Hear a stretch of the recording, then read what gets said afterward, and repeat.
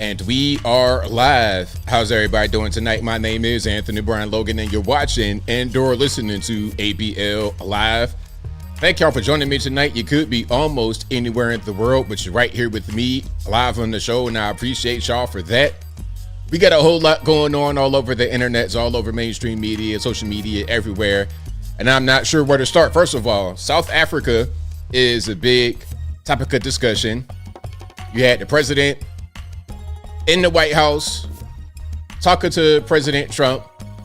There were some videos played. There were some allegations made. We'll talk about that a little bit more a little bit later. Also, Joe Biden has cancer, late stage prostate cancer, talking about, oh, we didn't know until conveniently after the presidency.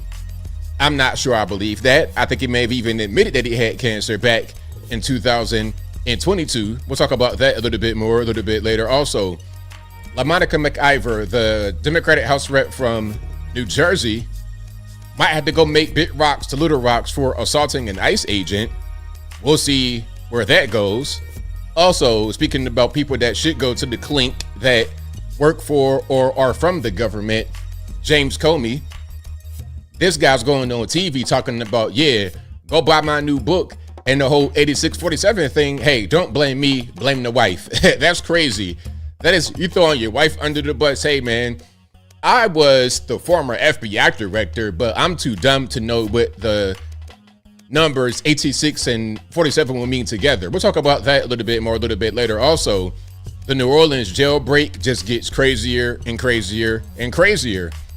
We'll talk about all those things and a whole lot more on tonight's episode of ABL Live. And thank y'all again for being here. You guys are the best audience anywhere on these interwebs. If you like what you're hearing thus far, if you enjoy the content in general, please give the video a thumbs up, like the video, share the video, do all that good stuff. That'll help me out tremendously. First and foremost, shout out to you guys who were here. Well, not here on YouTube, but shout out to you guys who were on Instagram last night for the IG Live. I appreciate y'all for that. Again, every Tuesday, I'm going live on Instagram. I say right around 8:30, 9 p.m. Eastern. I'll be live on there for about an hour and a half, answering your questions. Sometimes I bring you guys on. We can do the split screen, have a conversation. It's a much more personal like chat because the chat's pretty small. It's cool. So yeah, check me out, IG Live. And I might try to find a way to put that on Facebook as well. If I can stream on Instagram and Facebook simultaneously through my phone, I'm going to try that. We'll see how that works. But for now, check me out on the Instagrams every Tuesday, right around 9 p.m. Eastern Standard Time. And if you don't know where the IG is, of course, links, as always, will be in the description. But we got a whole lot going on. We got the whole South Africa thing. I got a take on that. Can I say something right quick just to go ahead and get it out the way? I'm going to say it right now. I was going to say it later, but I'm going to say it right now. I think there is a problem with the South African farmers, but I don't think it is as bad as what some may think. Because I'm going to just ask the question before I get into the numbers. I got numbers and whatnot we'll get to later, but I'll ask the question. If Elon or anybody else, if anyone says, okay, there's a genocide against the white South African farmers, how many of them do you think are killed every year? Give me a ballpark. And just for a little bit of context, South Africa is about 16% white and population is about 65 million. Let's make sure I'm saying the right thing. South Africa population, it is 63, about 65 million, 63.21. So yeah, 65 million people, 16%. No, actually, pardon me, not 16, 7% is white, which is about 4.5 million whites in South Africa. 4.5 million whites in South Africa. How many people who are farmers are killed every year in South Africa? Give me a number. Y'all give me a number. Okay, y'all let me know. Lauren Southern. Shout out to Lauren Southern. She's still around doing the thing. Shout out to her. But I want to know numbers because I'm not saying it's not an issue, but what I want to know is What are the numbers? Like, let's get some real information so we understand the context. And let's put it in context. When we allowed the Afrikaners to come over here recently, the refugees, there were 59 people. And I've not seen anyone else come over. Okay. I'm seeing some really big numbers. I'm seeing some big numbers in the chat. And you know what? Once I get to my piece about that, remember these numbers. I'm not going to say it again. We have in South Africa 65 million people. Out of that, 7.3% are white, which is 4.5 million people. How many white farmers do you think are killed every year on average? Because remember, we're talking about it's a genocide and they're being wiped away. Let's talk about it for real. How many? And here's something else. How many people are killed in South Africa every year who are not farmers? And how many of them are white versus black? Okay, let's get down to the numbers. One too many is hilarious. But seriously, I want to know, because you're talking about a genocide.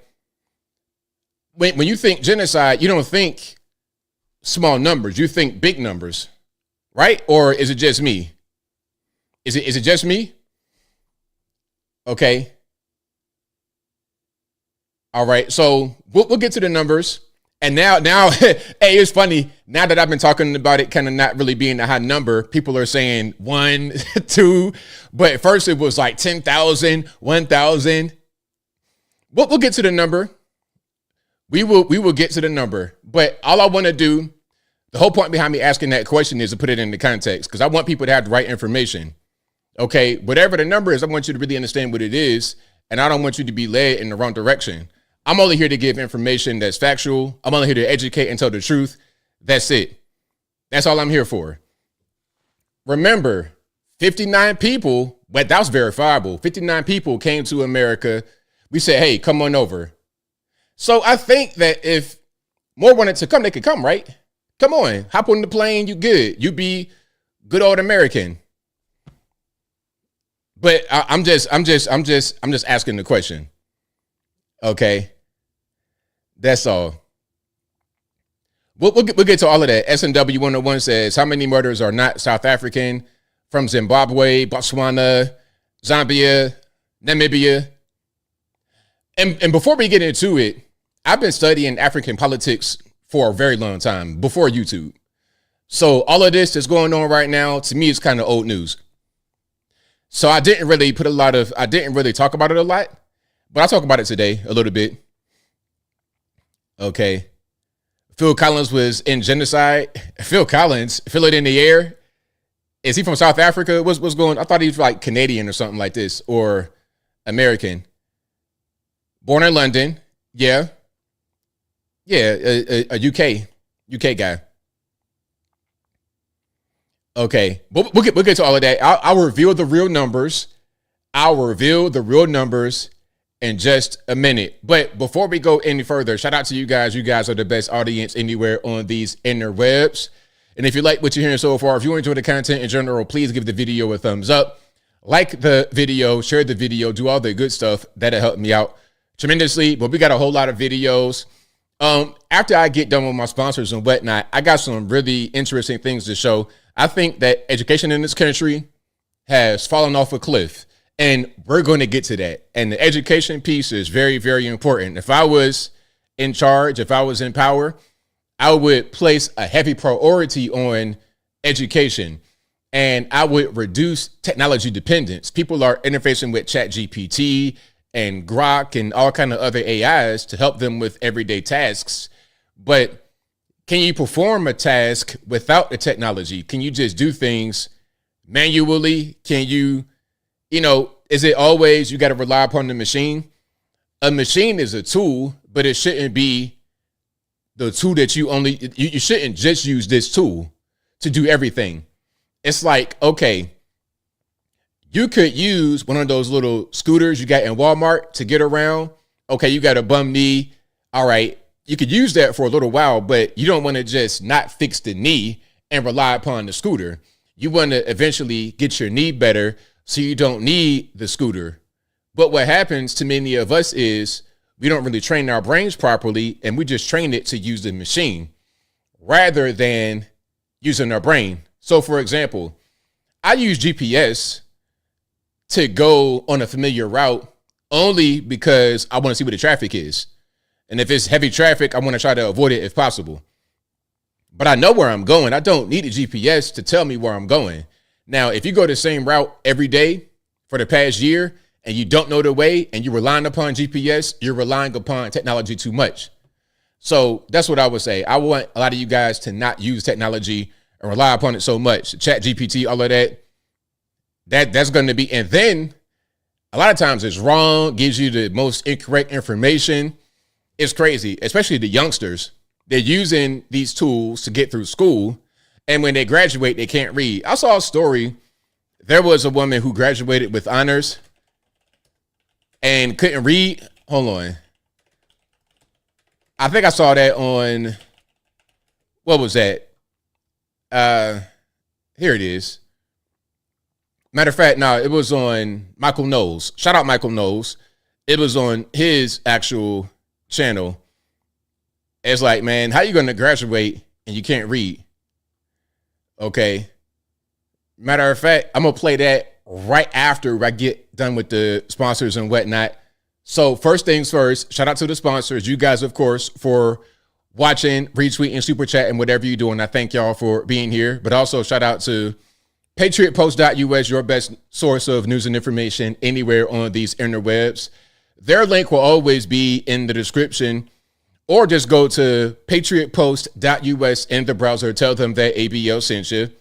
Also, please go to ablmerch.com. We got the hats, the t-shirts, the stickers, the hoodies, the mugs, and more right there on the website, ablmerch.com. Also, please go to the regular website, anthonyblogan.com. That is ANTHONY, the letter B, LOGAN.com. Go to the front page of the website, and for each video that I produce, I also write an article. And in each article, I have sources from the left, from the right, from the center, from the Democratic, Republican, politically agnostic, local, national, international, whatever you want. I got it right on the front page of the website, anthonyblogan.com. Again, that is ANTHONY, the letter B, LOGAN.com. Also, please go to the contact page, anthonyblogan.com/contact us.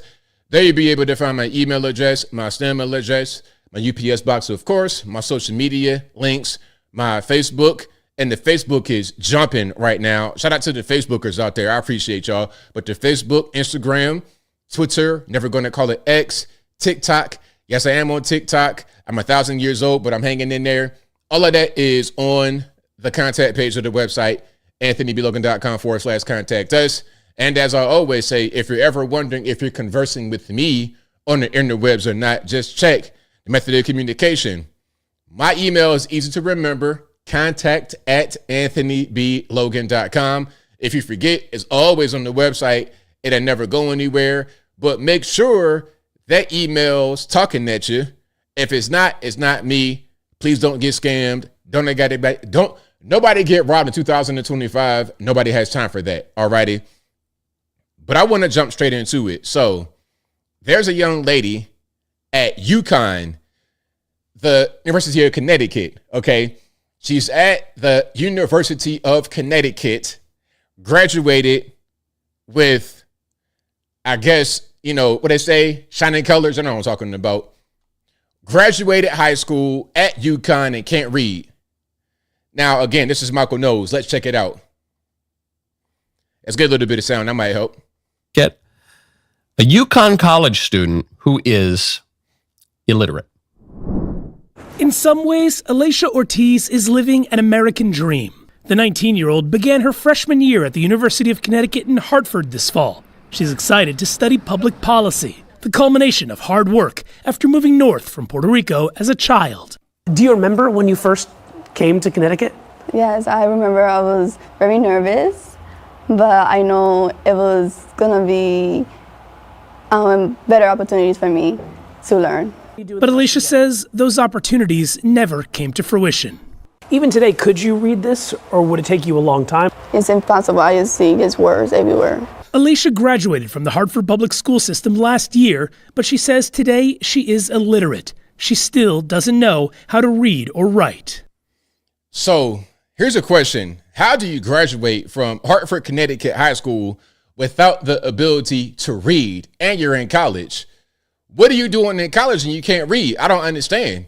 You need to be trying to figure out how to read and write. You're totally illiterate, not just a little bit, not just, okay, I'm having, what they say, where the letters are flipped.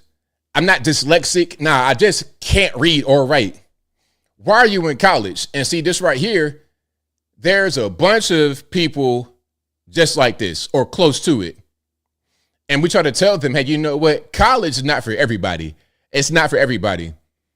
College will help many people, but if you can't read, why are you there? And how are you graduating kids who can't read? I mean, that should be your focus. Like, really, I said it before. If you get to the third grade and you cannot read, just go ahead and do something else. Or the focus should be on getting you the ability to read. You should be on a different program completely. Okay, young lady right here, what are we going to do in the future if we can't read right now at age 19 and you're in college? What are we going to do in the future?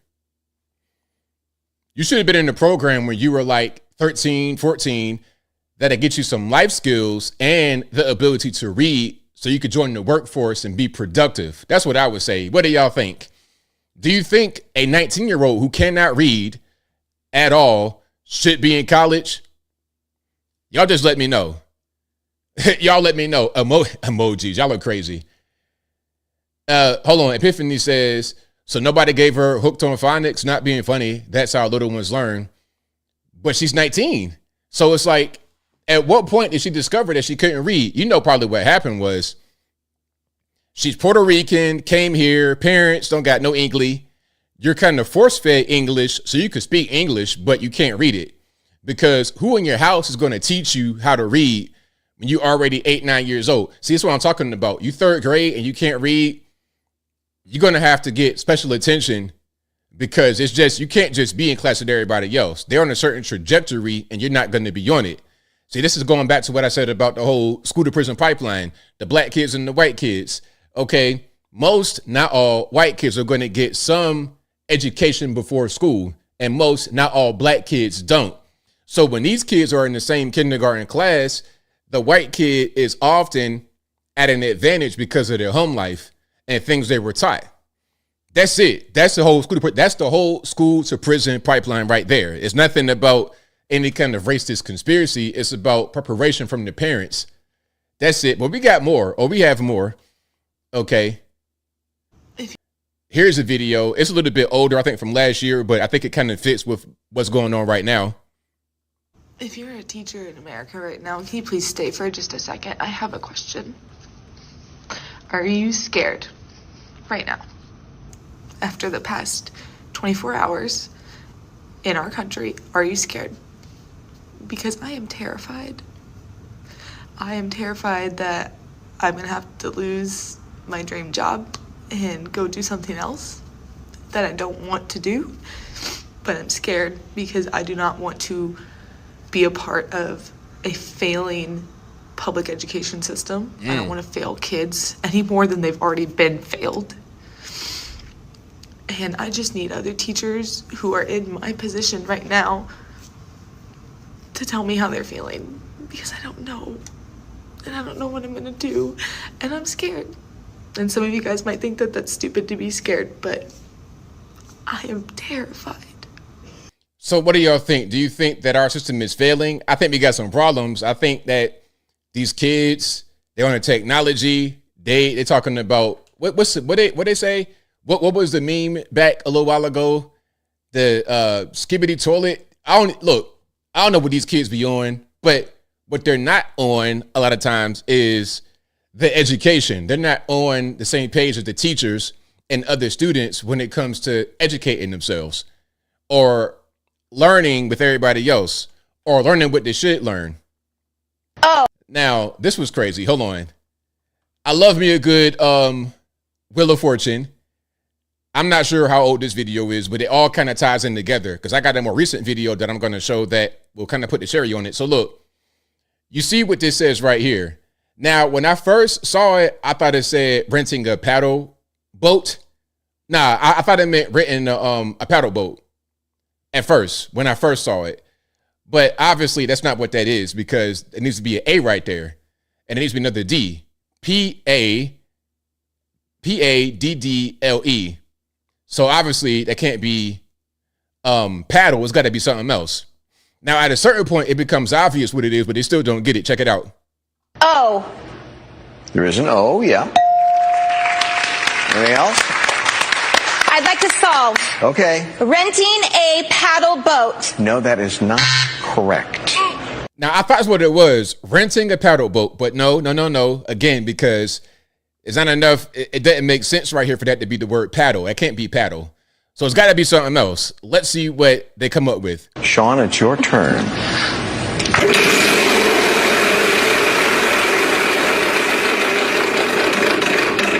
$500. T. Yes, 2 T's. I'd like to buy an E. Mm-hmm. There are 2 E's. And no more vowels. I'd like to solve. Yeah. Pause. Now, obviously, this is renting a pedal, as in a bicycle pedal or a pedal that you move with your feet. A pedal, P-A-D-A-L, pedal boat. That's what this is. But what does my man say? Yeah. Renting a paddle boat. No, that's not right. Michelle, you have $3,000. You can spin again, but you don't have to.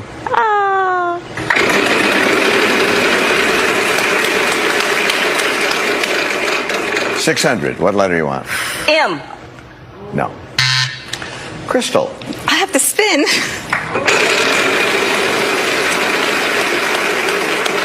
$900. W? No. I am losing my mind. I'm right there with you. I'm losing my mind too. W-M, huh? What? But see, that right there, that tells you. See, this kind of stuff tells you we don't know how to read. We don't know how to read. W, where would a W? Pedal? What is a pedal? What is a pedum? Pedal. Pedal. Do you know how to ride a bike? They probably don't. Do you know what a pedal is? They probably don't. Do you know how to read? They probably don't. Whew, that's rough. That is rough. Okay. Wowzers. Now let's get to what I wanted to talk about right here. This was something else. Okay. We got some young guys, some Gen Z type guys talking about percentages, fractions, things of this nature. Let's watch. People that say it's a quarter till this time, that shit has always angered me. Why? That's some of those. Okay, what's a I didn't learn this till this year. A quarter doesn't mean 25 minutes. It's a 9:15, 9:25. Completely wrong. Completely wrong. What is so? It's 15. Correct. What? Tell me how does that make sense? Okay, all right, bro. You're about to get a little bit of mathematics education, and he's going to explain it to you, and then I'm gonna just come back on the back end to give you some more to make it make more sense. All right, let's go ahead and rock. Explain that to me. Because a quarter, you're thinking straight to currency. Yes. A quarter is a fourth. That's all a quarter is. Well, okay. A quarter is a fourth of anything. It's a fourth of anything. Don't think of the actual. I don't understand that. A fourth. A quarter of 10 is 2.5. 2.5, 25. Where is this 15 coming? Yeah, where's 15 coming from? 60. An hour is 60 minutes. So Okay. if you break it into fourths, a quarter 25, is 15. 50. When did we start speaking in currency? Like when I say it's $1.30 until 18. What am I supposed to like? What? It's $1.30 till noon. Who are we? It's $1.30 till 18. If you fused currency and military time, people are gonna think you just walked out of a. Okay, all right. See, there we go. The education system, I'm telling you, it's not good. Okay, so let's break it down to the people in the back. I know you guys who are watching, you know everything I'm about to say because you guys are very smart. But a lot of people, especially the youngsters, they don't really get it. So look, A quarter refers to 1/4. Or you could just say 25%. I would say 25% because for me, it makes more sense. Now, if you got 100, it's real simple. You could find a percentage very easily of 100. That's why metric is actually probably the better system than imperial because it's just based on tens. It's easy to count. It makes more sense. But anyway, so you have a whole thing. It's 100%. If I give you 100%, that means I give you everything. I give you the whole thing. So let's say I have, let's say my cell phone right here is one of them banana nut cakes, one of them pound cakes from Publix. One of these bad boys is an entire pound cake from Publix, okay? Now I cut it right in the center, right dead center. What do I have? I have 2 equal parts, 50 and 50. 50 and 50. Now, if I take one of those parts and cut it in half again, I get 25, 25, 50. If I cut both of the original halves I made in half, 25, 25, 25, 25. If I have 60 minutes and an hour, and I say quarter hour, quarter till, I'm thinking about 25% of the hour. What is 25% of 60? It's 15. Same thing. You take 60, cut it in half, you get 30, cut it in half, 15, 15, 15, 15, 15, 60. It's simple, but people don't understand that concept. Now, I'm saying some things that should be kind of elementary, but we should think that the word pedal is elementary. Ain't no word called pedum in English or pedal in English, but yet here I am explaining it. Okay, here I am explaining it. You should be able to read at 19 years old as an American citizen, potentially a citizen. You graduate high school in America and can't read, but the guy asked her, hey, can you read any of this? I can't read nothing. How did you graduate high school and can't read? How did you graduate high school and don't know what a quarter is? And we ain't talking about an eighth or a 16th or nothing like that, like you do when you get down to some serious measuring. We ain't even talking about that. We talking about basic 1/2 and 1/4. It's just 4 parts of a whole. That should be pretty simple. We ain't talking about 16 parts. We ain't talking about 32 parts. You're talking about 4. That should be very simple, but obviously it's not very simple. So what do y'all think? Do you think $1 pound cake, 100% of a pound cake? You have 100% of a thing, the whole enchilada, the whole shebang, 100%. That is one full pound cake. There you go. Take that. You cut it in half. You save 1 big back slice for tomorrow. Eat 1 big back slice today. You ate half of it, 50% of it. Now you got the big back slice left for tomorrow, and your fat friend wanted a piece. You cut it in half. You gave him 1/4 of the original.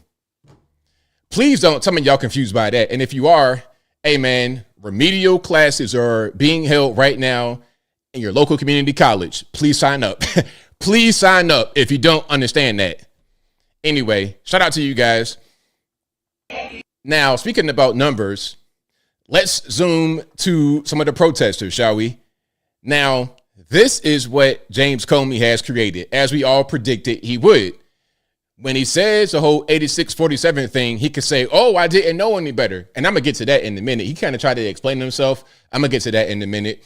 But of course, people are going to go out here and they're going to do stuff like this because they're inspired by a James Comey. All righty, let's watch. 86, 47, 86, 47, 86, 47, 86, 47, 86, 47, 86, 47. No, Lisa, while you're at it. 86, 47. Like, I mean, talk about NPCs. Talk about NPCs. I mean, good grief. Are these actually human beings? Have we spawned AI robots already? Look, what am I actually looking at? These are real human beings. You see them every day. You see them at Target with their dog right next to them. Hey, some of y'all on these dogs, though, in public, hey, check it out. If you have a dog, please train your dog because, check it out. If you have a dog, please train your dog because, look, what I don't want to see is what I saw at Home Depot that day where the dog, big, husky looking, I don't know, and it wasn't a husky. It was as big as a Kanye Corso, but it wasn't one of them. It was just a big dog. It might have been like I don't know what it was, but it was big. This dog dropped the biggest log right in the, I'm like, what is that some lumber on the ground? It was crazy. But anyway, please make sure your dogs are trained and don't act crazy when you go in public. Alrighty? Please, please, please. And if you're going to go out there and protest, know what you're protesting. Also, here's something else. Okay. Now, if there is a tornado warning or a bad storm, what you want to do is not be right in the way. What you want to do is seek some shelter. Alrighty? I told y'all before, I got hit by a tornado and a hurricane before. Not at the same time, but different times. The tornado, when that hit, I heard it. It was like 11:30 at night, and I heard a train. Where I used to live, there was a train over there, but it wasn't quite the same noise. But what I heard this time was, I heard that. It was like an old man making the train noise, but real loud. I knew right away what it was. So what I do, get to the center of the house, safe place, hunker down. What I didn't do is go outside and say, hey, let me put it on my TikTok. Let me put it on my Instagram. Let's watch. Real fucking tornado? It might be. I'm going to go or downstairs. Oh my god. Is it actually a Jana, tree? your car. Oh my god. No, a tree just fell. Oh my god. Oh my god. We're in a tornado. No, everybody in. Down there! Basement! Come on! I don't want to go by the side. Okay. We're fine. Oh my god! A real fucking. Okay, so basically, the moral of the story is, know the signs of a tornado. First of all, you might not know what tornado is. You might not know what that is, but I'm going to tell you right now. You see the sky getting real dark, kind of ominously. You're hearing different kind of noises. It's real windy. You know, it looks kind of different. Just go on inside and get to the interior. You're hearing that old man train. When you're hearing that, please get to the center of the house. I don't want y'all to be scrambling trying to escape the tornado. Okay, and you see the caption that says, "Us when a tornado was real. The tree came through the living room." Alrighty, you don't want to get hit by a tree. Listen, if you get hit by one of them trees, especially a big old growth tree, you're gonna die. If you get hit by that directly, it's either you're gonna die or get very seriously injured. You can't just brush your tree off. It's not a sheet of paper. It's like getting hit with a battering ram. So please, please, please protect yourself. All right. But yeah, I'm glad that they are okay. Now, here's something else that I saw. Now, the Mexican Navy ship, remember that? It just happened, what was that, on Saturday night when we were streaming live? Now, this is really unfortunate. I think they said 2 have died. Several were injured very seriously, and you can kind of see it. You see the young lady posing. We're going to get to her in a minute, but if you notice, up on the mast of the ship, boat, whatever you want to call it, people are standing up there. They're standing on the mast like a display. It's a goodwill ship. It's not like a threat or a battleship. It's a goodwill ship. But you got people up there on the mast. Now, it's going to collide with the undercarriage of the Brooklyn Bridge and snap the mast, which causes humans to fall or to be struggling to hang on. Now, while that's happening, people are on the dock not knowing what's going on. If it's me, I'm from a boat, naval, water place, so I already know it shouldn't be coming toward a dock like that. It should be scooting up against it, but it shouldn't be coming at that diagonal angle. But let's watch.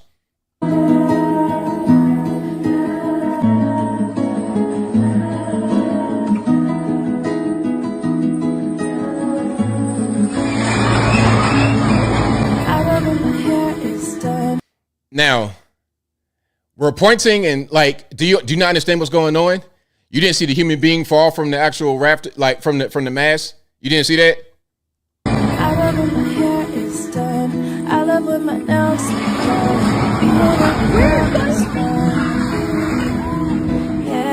are People are just sitting around like, oh, what do I do? I'm hearing screaming. I'm seeing human beings fall. It's hurtling toward the dock. What do I do? Again, prayers out to the families of those who were deceased, injured, or whatever. I'm not trying to make light, but I just want to, y'all got to, at a certain point, you got to have some survival instincts, and you shouldn't be right there on that dock while the boat or ship is coming toward it. Because these ships also, many times, are very heavy, and they'll cut right through that dock, and you're going to be in the water, and it's going to be all bad for you. It's going to be all bad. Yeah, so that's right, street cleaner. Situational awareness is very, very, very important. Very important. So yeah. Hey man, but people, I told you, hey, we on the phone having a good time doing our thing, but are we paying attention? Are we looking at what's happening? Are we paying any attention to reality? Yeah, but very tragic. That's right, Brian. Very, very tragic. Yeah. Let me. All right. Now we got some more here. We got to get into, wow. Hold on. Yeah. I almost forgot. Okay. So we get a TikToker going on a rant against the whites. Okay. And you already see kind of what's going on here. I'm not sure what the genders are. I don't want to listen. In 2025, I've made it a conscious decision to not assume anybody's gender because I don't know what's going on. I have no idea anymore, but let's watch. If you are a white, trans, or queer person, I want to have a conversation with you today about whiteness. First of all, happy Catter Day. Claws out. Anybody guess where this is from? One of my favorite kitty shows. Anyway, back to the conversation. I was having a great chat today with a dear friend of mine who is a black woman, and we were talking about... Well, we always got to be in it. Always. But anyway, let's go ahead and let it continue. About white women and white supremacy and how a lot of white people uphold white supremacy by just existing. But my friend brought up a really good point that I know is something I've had to sit with in my life. And when she brought it up, I was like, yeah, this is a great topic of conversation, is that most white people, especially in the West, even if they are part of other marginalized groups, i.e. trans, queer, disabled, whatever it is, most white people expect equality because of their whiteness. Let me say that again. Most white people expect equality, safety, rights, and all of that because they were born white. Now, I know that seems like a really hard pill to swallow, but if you compare that to other marginalized communities of color, people who are non-white, think of them being born into a system that was never going to put them on top in the first. Okay, now there's a lot more to that, but I just wanted to pause for the cause. First of all, beard goals, okay? Young lady, this is a woman, obviously. Beard goals, okay? Whatever kind of routine you got, I'm trying to get that. I'm trying to get the little scruffy, 16-year-old thing going on. Great beard. But beyond that, it's just kind of, gobbledygook at the end of the day, because what happens with people like this, they become part of so-called marginalized communities to just stand out and or be part of something, to have a community. It's performative and it's kind of cringe. It's beyond cringe. And I don't think that the majority of whites would want this person to speak for them. And clearly, when this kind of person speaks, you come up from a place that's not really all the way there mentally. Okay? The whites that I know just want to mind it. They want to mind their business, raise a family, take care of the kids, go to work, and be able to make a living. It's not like this whole big racial thing. But when you have a whole identity based on your whole life is based on your assumed identity, you're going to see everything through the lens of race, if that makes any sense. So yeah, shout out to her. Now we got this dude talking about 8647, of course.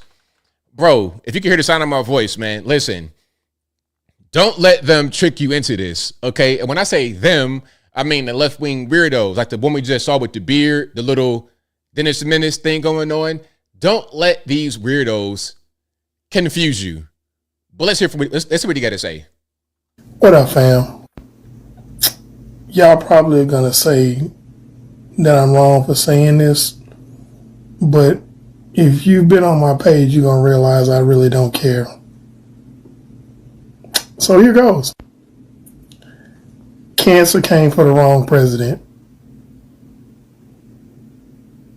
I said what I said. No, that's it. That's the post. Yeah, I said what I said. So he said cancer came for the wrong president. See, what happens is when these people get any kind of attention, when especially politicians, people in, any kind of level of influence, when they say certain things that backs up what they believe and emboldens them. So then they go out there and do it more. And ultimately, that's probably the goal of these people, is to get one of these mouth breathers to crash out and throw their life away and do something to somebody that's in power. That's the whole objective. That's the whole thing. So yeah, here we are. Now check it out. Should women be police officers? I know a lot of you guys would say, oh, no, it's fine, ABL, let women be cops, but should they really be cops? I don't know, because if two of y'all are struggling this bad with one person, I don't see how it makes sense to have an entire force of you guys or women like this. I know we got some strong bull daggers that will throw you over a bridge. Okay, I get it. But the average woman is not going to be on the same page with men in terms of strength, which is why men should not compete against women in women's sports. It's unfair. It's not right. Let's watch. Oh, shit. It's real out here. 2 girls, 1 guy. Let's see. I be wanting to help, but nah. 2 girls, 1 guy. 2 girls, 1 guy. 2 girls, 1 guy.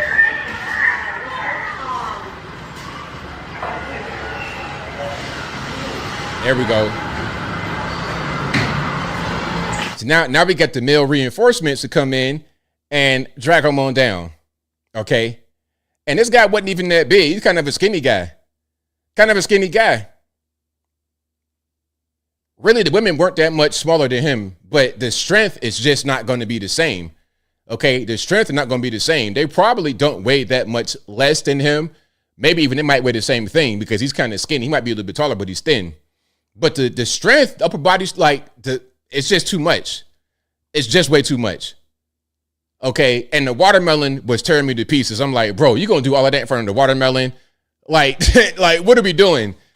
You might as well have some chicken right in your mouth at the same time. But anyway, yeah, shout out to the cops. I applaud their effort, and shout out to them for being on the force and being brave enough to do that. But we see that there's a physical difference between men and women. So when people say, oh, you think that women can't be men? Yes, I do think that women cannot be men. Matter of fact, not only do I think it, I know it. It's called biology. It's called biology. It's as simple as that. Now, we got a code pink person being dragged out of a Senate hearing. One of my favorite kickouts I've seen lately. Let's watch. What is going on? Stop it! Israel is a genocide! Stop it!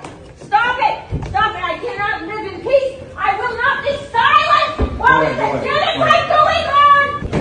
No weapons to Israel.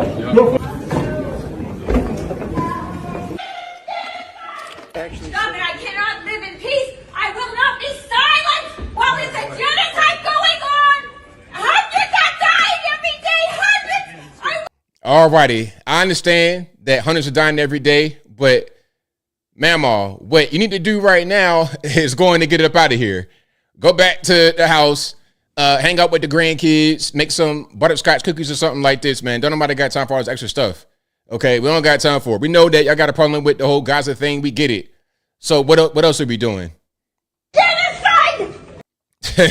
But this right here, hilarious. Stop it! Stop it. Hilarious. Grandma, like, hey, man, look, whoever is seeing this, if that is your mama, please come collect her from Washington, D.C. Convince her to come home and get away from them coat pink idiots, that coat pink cult. Convince mama to come right back to the house and fry up some chicken, hot dogs, whatever y'all make over there at your house. But anyway, if you like what you're hearing so far, please give the video a thumbs up. Like Martha's Originals. If you like what you're hearing, please give the video a thumbs up. Like the video, share the video, do all that good stuff. That'll help me out tremendously. Yeah, come collect her. Come get her. Come get her up out of here. Come get her up out of here. Alrighty. But there is some hope for the future. Now, I'm not sure what's going on here. Because I feel like I'm kind of torn on this video. I'm a little bit torn. Because she's saying some things I agree with, but is she a minister or something like this? Y'all let me know, because the new church, I don't recognize.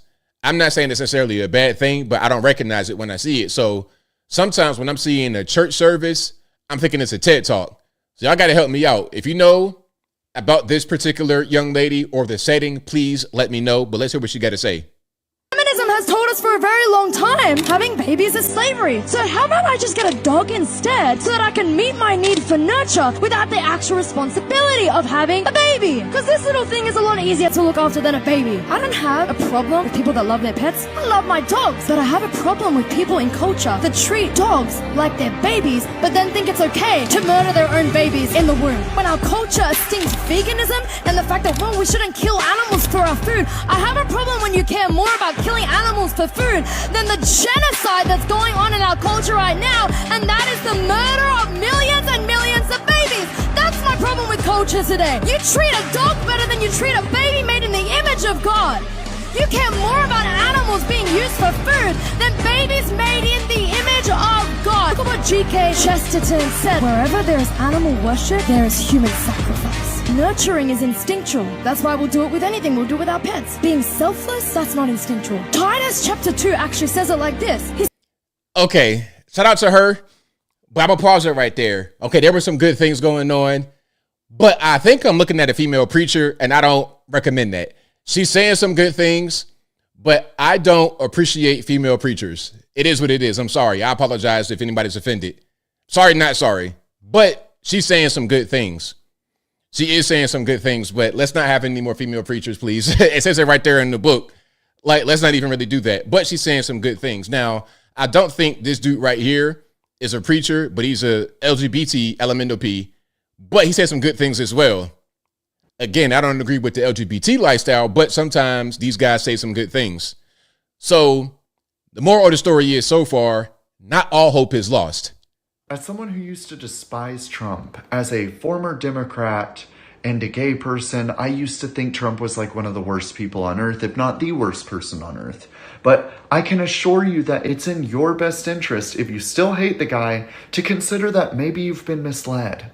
Maybe there's a reason why so many Black, Latino, Asian, gay people support the guy. Why so many former Democrats like Tulsi Gabbard and RFK have moved over to the Trump camp.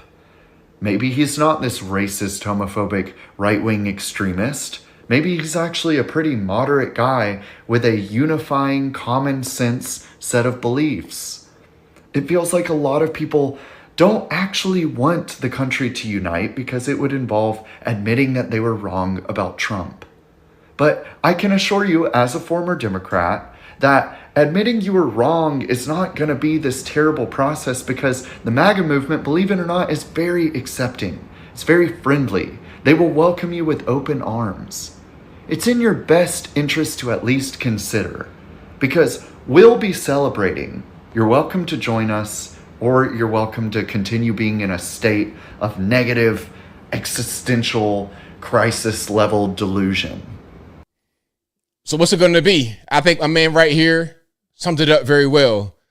Although you're part of the, all the alphabet letters, I mean, I don't see anything you said that was wrong. It's like, look, you're going to keep being upset, keep being triggered, keep being butthurt. It's like, why? Just join people that are trying to help the country become better. If you think you have something that will help the country go forward, then let's hear it. Chanting 86, 47, 86, 47, 86, 47 ain't going to help. That's not going to help. So yeah, excuse me. Shout out to y'all. Is he in the hair salon? I don't know. It kind of has hair salon vibes. I can't really tell. That might be his house. I'm seeing crown molding. Like, that might be his house. So, yeah, shout out to that dude. All right. Yeah, that chin is crucial, ain't it? Yeah. Hey, one swift one of them is going to be night-night for you. All right. Let's keep on rocking and rolling here. Now, speaking to guys with funny hats and stuff like this, we have an illegal alien. So, look, this guy right here is 24 years old. You see him? Hold on. Let me just zoom out a little bit so you can see the whole thing. I'm going to read the whole thing for you. So look, this guy is 24 years old and he was posing as a 16-year-old. He's an illegal alien from Venezuela. And while posing as a 16-year-old, he was going to high school. This dude, illegal alien, Venezuela, 24 years old, was a high school student in America. So look, it says, just in, 24-year-old Venezuelan man busted for pretending to be a 16-year-old student at an Ohio high school. Anthony Labrador, funny, was living with two adult legal guardians who contacted the school when they found out he wasn't a minor. So I wonder which good old loving liberal family took in this illegal alien. Oh, he's looking for someone to help him. He's only 16. He wants to go to school. He wants to become educated. All right. Meanwhile, you got a whole 24-year-old. This dude probably got a wife and kids at home. He probably been smoking cigarettes for the past 10 years.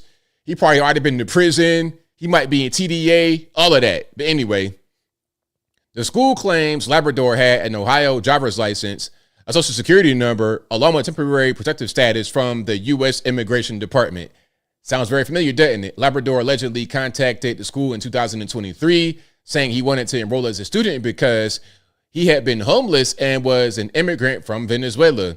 He contacted the Ohio couple, Kathy and Brad Melfred. Okay, good old white liberal names right there. Oh, come on, we'll help you. All right, you got a whole grown man in there. Anyway, Kathy and Brad, who had adopted kids and had housed exchange students, they agreed to take him in. The Melfreds later found out about Labrador when they got a phone call from a woman who said he was actually a 24-year-old and he was the father. Wait a minute.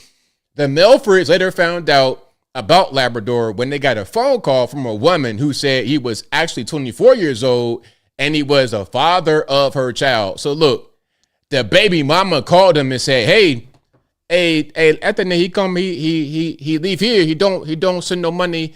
They got one of them phone calls, right? Let me go back. Hold on, let me go back. This case involves highly unusual and deceptive circumstances that impacted many local, state, and federal agencies. But look, check it out. You could have just not had this grown man in the school to begin with. Let's watch some of this.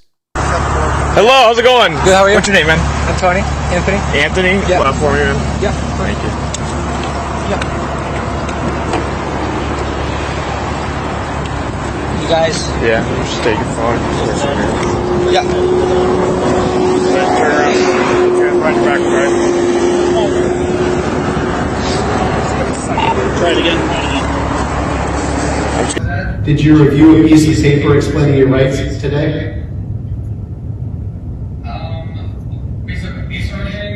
Yeah, did you review that?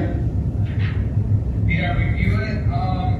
No. He can't read. He cannot read, obviously. Another one, illiterate, coming through the school system, illiterate. Well, 24 years old, shouldn't be in school anyway. You have not reviewed it yet? What was that? You have not reviewed that yet? I mean, I signed it, but I don't know what it is. He can't read, obviously. Another one. But look, this dude hit you with this. Hold on. This dude basically said this right here. Hold on. There you go. That's him right there. Okay. That's the guy right there. I am 12. Meanwhile, you are a baby daddy in Venezuela. Talking about something, I'm a 16-year-old. All right, whatever. Like I said, this dude probably got a whole family at home. And before I even read that, I already knew he had a family at home. Because 24 years old in Venezuela is not like 24 years old with regular Americans. 24 years old in Venezuela is like being 35 here. But anyway, so yeah, shout out to this grown man pretending to be 16 when he's really 24. And shout out to the couple that so lovingly took him into their home. And then the couple said that they've had other like foster and exchange or whatever. My question is, are you getting paid to do it? That's kind of what it sounds like. You're being paid to do this. So how much are you getting paid? Okay. And is that even a thing that should be happening where you're getting paid to quote unquote house these quote unquote kids? What's really going on? But anyway, he has 12 kids. That's hilarious. That's funny. He has 12 kids. Okay. So look, check it out. This is a U.S. citizen who was briefly detained because he was confused with somebody else in the immigration raid. But the guy was let go. It wasn't a big thing. And he says he still supports what Trump is doing. Let's watch. Despite being detained, the 31-year-old says he still supports the work being done by ICE agents. I showed them my ID, my passport, and my picture, and they confirmed that it was not me. They're doing their job.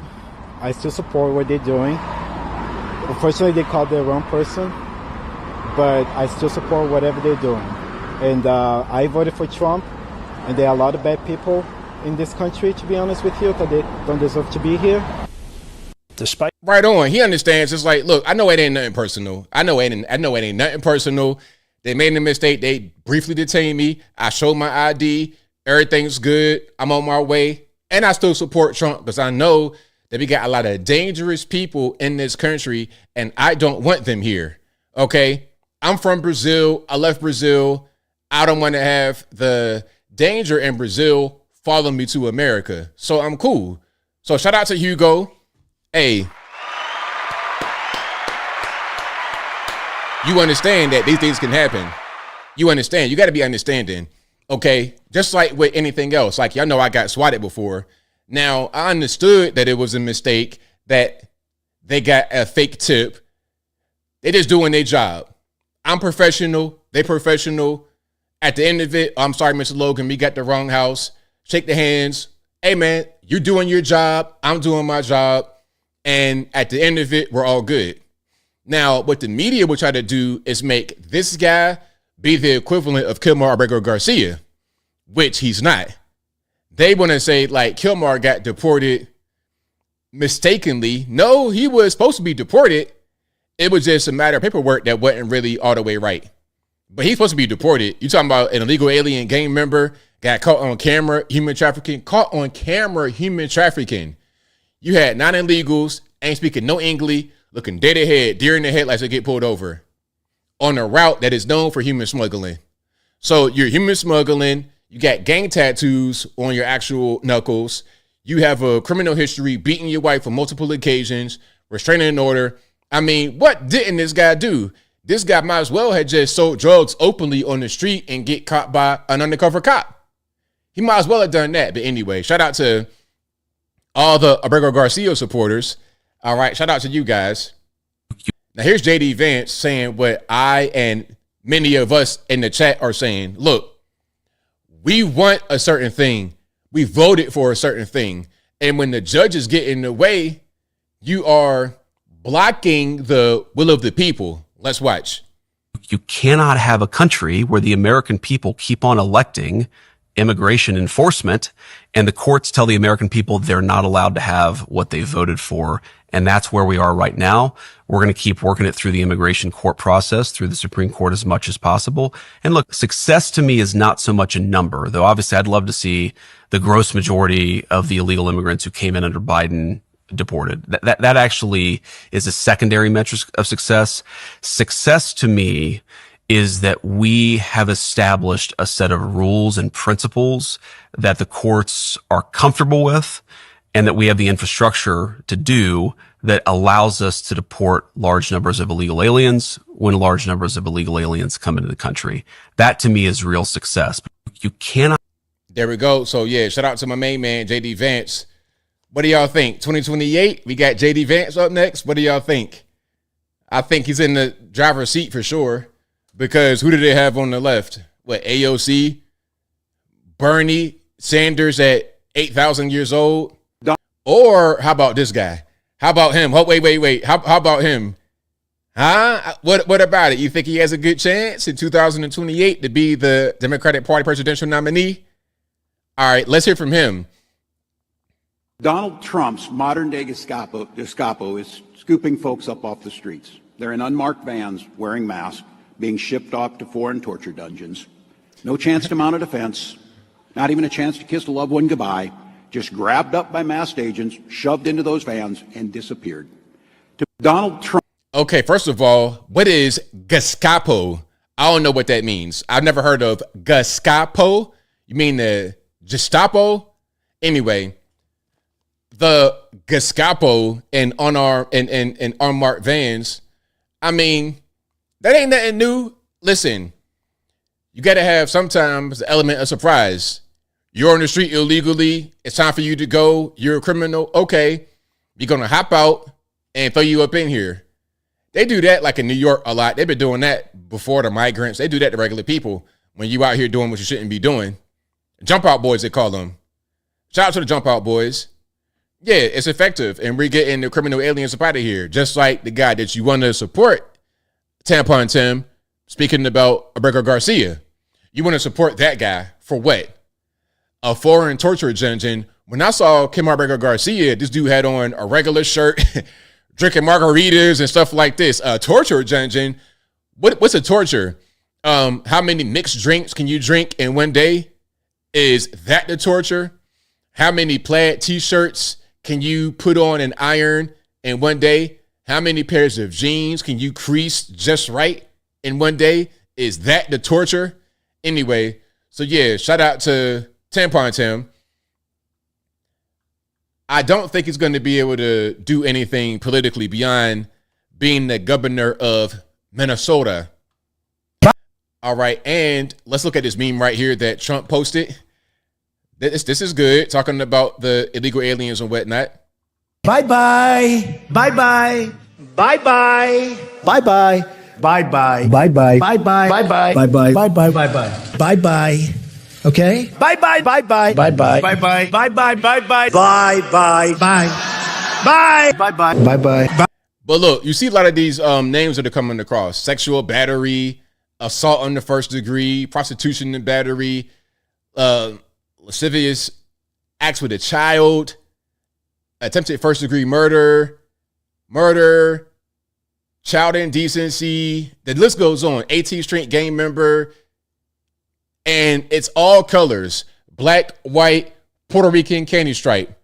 Everything. I'm seeing some Asians. I'm seeing some Hispanics, whites, blacks, Arabs, whatever. It doesn't matter. So the whole thing about, oh, well, they're racist against Latinos. Man, listen, that is such a silly way to think. At the end of the day, we want to get these criminal aliens up out of the country, regardless of how they look, what gender they identify with, what species they identify with. Get them out of the country, period. Period. Now, look, South Africa, we got to get to South Africa. We got to get to it because that is an important thing here. That is an important thing. Let's get to it. Now, this is going to be on CNN. They're talking about the whole issue with some of these chants. Matter of fact, hold on. Before I get to this, before I get to them explaining it, I got to show what we're talking about just to be on the same page. Okay. I got to show what we're talking about. So just be on the same page. And then I think we can go from there. Now, a lot of this stuff you guys may just now be seeing, but I've seen this stuff for a long time, like many, 20 years plus. So what's happening right here, if you don't know, you have the president of South Africa, Ramaphosa, and staff at the White House with Trump. Now, Trump decided to play like a 5 to 6 minute montage of South African people, politicians, or whatnot. A little bit of messing up there, but they were calling for a quote unquote genocide of the South African farmers. So here's a piece of it. We are starting with this whiteness. We are cutting the throat of whiteness. In Ghana. Shoot to kill. Yamaza. Kill the brewer. The farmer. Kill the brewer. The farmer. Pa. Pa. Pa. Shoot to kill. Yamaza. Kill. Okay, so you hear that, shoot to kill the farmer, shoot to kill the Boer. This is a reference to the Afrikaners, who are a group of white South Africans that came from Netherlands. These are Dutch people mostly. Not all white South Africans are Afrikaners, because Elon Musk, for example, is white from South Africa, but not an Afrikaner because he is of British origin. Okay, it's different. It's not the same thing as a Dutch. So Trump was playing a video like that of people saying things like this: shoot to kill the farmer, or whatever. Now, that is Julius Malema from the EFF. That is like the equivalent of their far left Communist Party in South Africa. The current president is Ramaphosa, who is, was he part of the ANC? Let me make sure I'm saying the right thing. But I know he's not part of EFF. I know he's not part of EFF. Oh, let me make sure I'm saying the right thing. He is part of ANC, African National Congress. Okay. They also showed Jacob Zuma, who was the president up until 2018, but he's not been the president since 2018. So some of these are kind of just old videos. To put it in perspective. Yes, these videos do exist. Yes, there is a problem.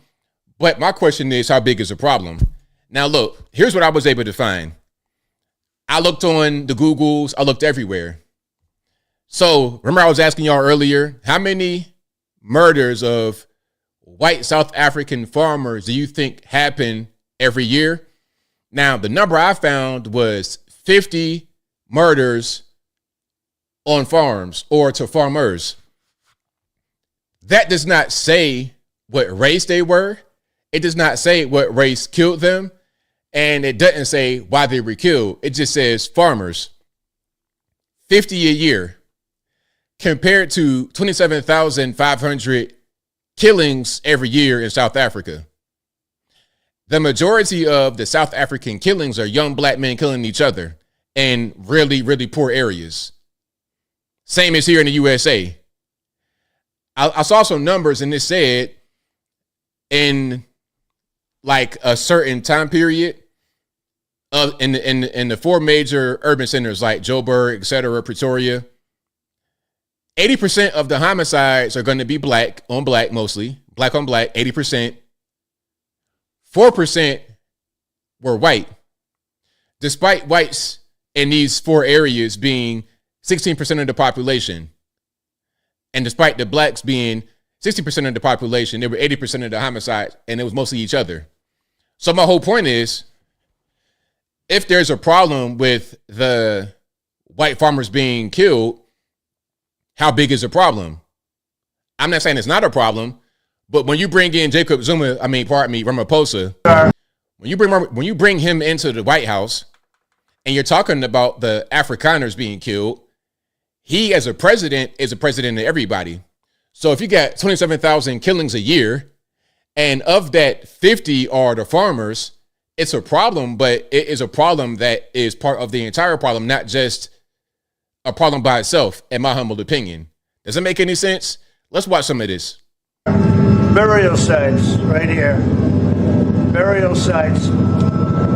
Over 1,000 of white farmers, and those cars are lined up to pay. So what you're seeing right here is Trump pointing to a video of an aerial view of crosses on the side of the road to represent the white farmers that had been killed. I think they might have said it might have been like 1,000 or more crosses. Now, it could be 10,000, but over what period of time is that? If you're talking about from apartheid up to now, that's like 30 years. You see, so I'm just saying, let's put it in context. And also, when were the bulk of those killings? Was it recently or was it closer to apartheid time? And remember, apartheid ended in 1994, pretty recently. We ended all of that type of stuff in the 60s, and we ended slavery in the 1800s. They just ended apartheid in the 90s, so it's kind of fresh for them. But let's keep on going. They love on a Sunday morning. Each one of those white things you see is a cross. And there's approximately 1,000 of them. They're all white farmers, the family of white farmers. And those cars aren't driving. They're stopped there to pay respects to their family member who was killed. And it's a terrible sight. I've never seen anything like it. Both sides of the road, you have crosses. Hey, somebody said, why do I always excuse black behavior? Where is the excuse at? I'm telling you right here, the majority of the homicides in South Africa are black on black. So how is that making an excuse? You just want to hear what you want to hear. So when I don't give you that, you're upset and you find a way to lash out in your only way you know how, which is not going to be very intellectual. I'm just telling you the reality. Okay, every year in South Africa, you have 27,000 murders. 27,000 murders compared to 50 murders on the farm. And who knows if it's all white, if it's all racially motivated. That's the numbers. 27,000 versus 50.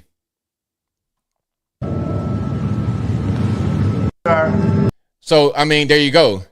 Now, there's more I want to show. There's more I want to show. And again, I'm not trying to say that there's no issue with the farmers, but how big is the issue? Is it to the point where we got thousands? And remember, 59 South African refugees came here the other day. 59. And our door is open, hey, to all the Afrikaners, if you're being oppressed, if you're being hunted, if you're a victim of the racial policies of South Africa, okay, come on to the USA. 59 came. So, I mean, I don't really understand.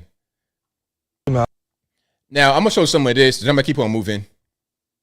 My car behind, my dogs behind. Not all farmers are white. The most farmers are white because they mostly own the land. But most farmers are white, but they're not all white. My car behind, my dogs behind, my mother behind. There are voices out there, including the South African president, who has called you cowards. When you run away, you're a coward. And that's a real cowardly act. Yeah. You've got other Afrikaners who are saying that you're not refugees, you're opportunists, that you've abandoned the country. What would you say to those people? I had to leave a 5-bedroom house, which I will lose now because I'm not going to pay for it. My car behind, my dogs behind, my mother behind. I didn't come here for fun, but my children are safe. If you're white, you're wrong in South Africa. You're a land thief, you are a racist. I had nothing to do with apartheid. Nothing, nothing, nothing. What was it like when you were greeted by the Trump administration? It was overwhelming. I didn't expect that because I thought we're going to be in a shuttle bus, taken somewhere, and we must start working. All of us that is there, we know we're going to start here from the bottom because we are the new people here. We're going to start from the bottom. All right, so there we go. Okay, so it's a divided thing. You know, the president said you guys are cowards. Some other Afrikaners, some white Afrikaners said that they're just trying to seek an opportunity. That's not me saying that. That's their own people saying that. So I'm giving you both sides of it. I'm giving you what the president said. I'm giving you what some Afrikaners said. And I'm giving you what the refugee who came here said. So you can hear all sides of it and then make a conclusion. See, that's how you're supposed to do it. You're supposed to give all the sides, not just one that makes your particular narrative stronger. Give everything. Okay? Give everything. If you're taking the dog, hey, you know what it is. Okay, let's watch some of this here. Larry, has been debate over that song, that anti-apartheid chant, right? And for people... Now, the anti-apartheid chant is what I played earlier. To kill the boer, shoot the farmer. Who don't have a historical context, it does potentially appear more literal. Talk to us about the debate that has happened inside of South Africa with the recognition of how it appears to people when they hear those words. It is an inflammatory song, without a doubt. And many in South Africa, even black South Africans, don't think it should be sung in a post-apartheid world, 30 years plus after apartheid. But there are many who grew up under those years of white minority rule who understand the historical context of this song, Kill the Boer, Kill the Farmer, that Julius Malema has made popular again. It sort of fell into disuse. It's not been that commonly sung after the end of apartheid in 1994, but it's brought it back again to reanimate the issue of the majority of land in South Africa still being owned by white farmers. All right, so there you go. That's just a little bit of context there. And somebody said it. Paul says the British tried to kill all the Afrikaners in the Boer Wars.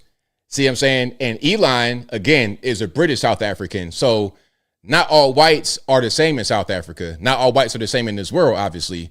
I mean, you go to even right now, like UK, the Irish are not the Celts and the Anglos. They're not them. So the people in Great Britain, those people are not the same as the Irish. They're two different people, and they don't get along. You got the Protestant, Catholic, this ethnicity, that ethnicity, English, Gaelic. It ain't the same. And they have conflicts right now to this day. To this day. Just because you're white and just because you're black, don't mean you're going to be on the same page. So when you say, okay, let's bring in the Afrikaners, maybe they're going to be good people, maybe they're not going to be good people. Who knows? When you get them here, you'll be able to see. But just because they're white or black don't mean they're going to be good or bad. All right, but look, let's keep going, because that is a very deep topic. We're talking about a lot of your ethno-nationalism, a lot of historical things, it's a lot to that.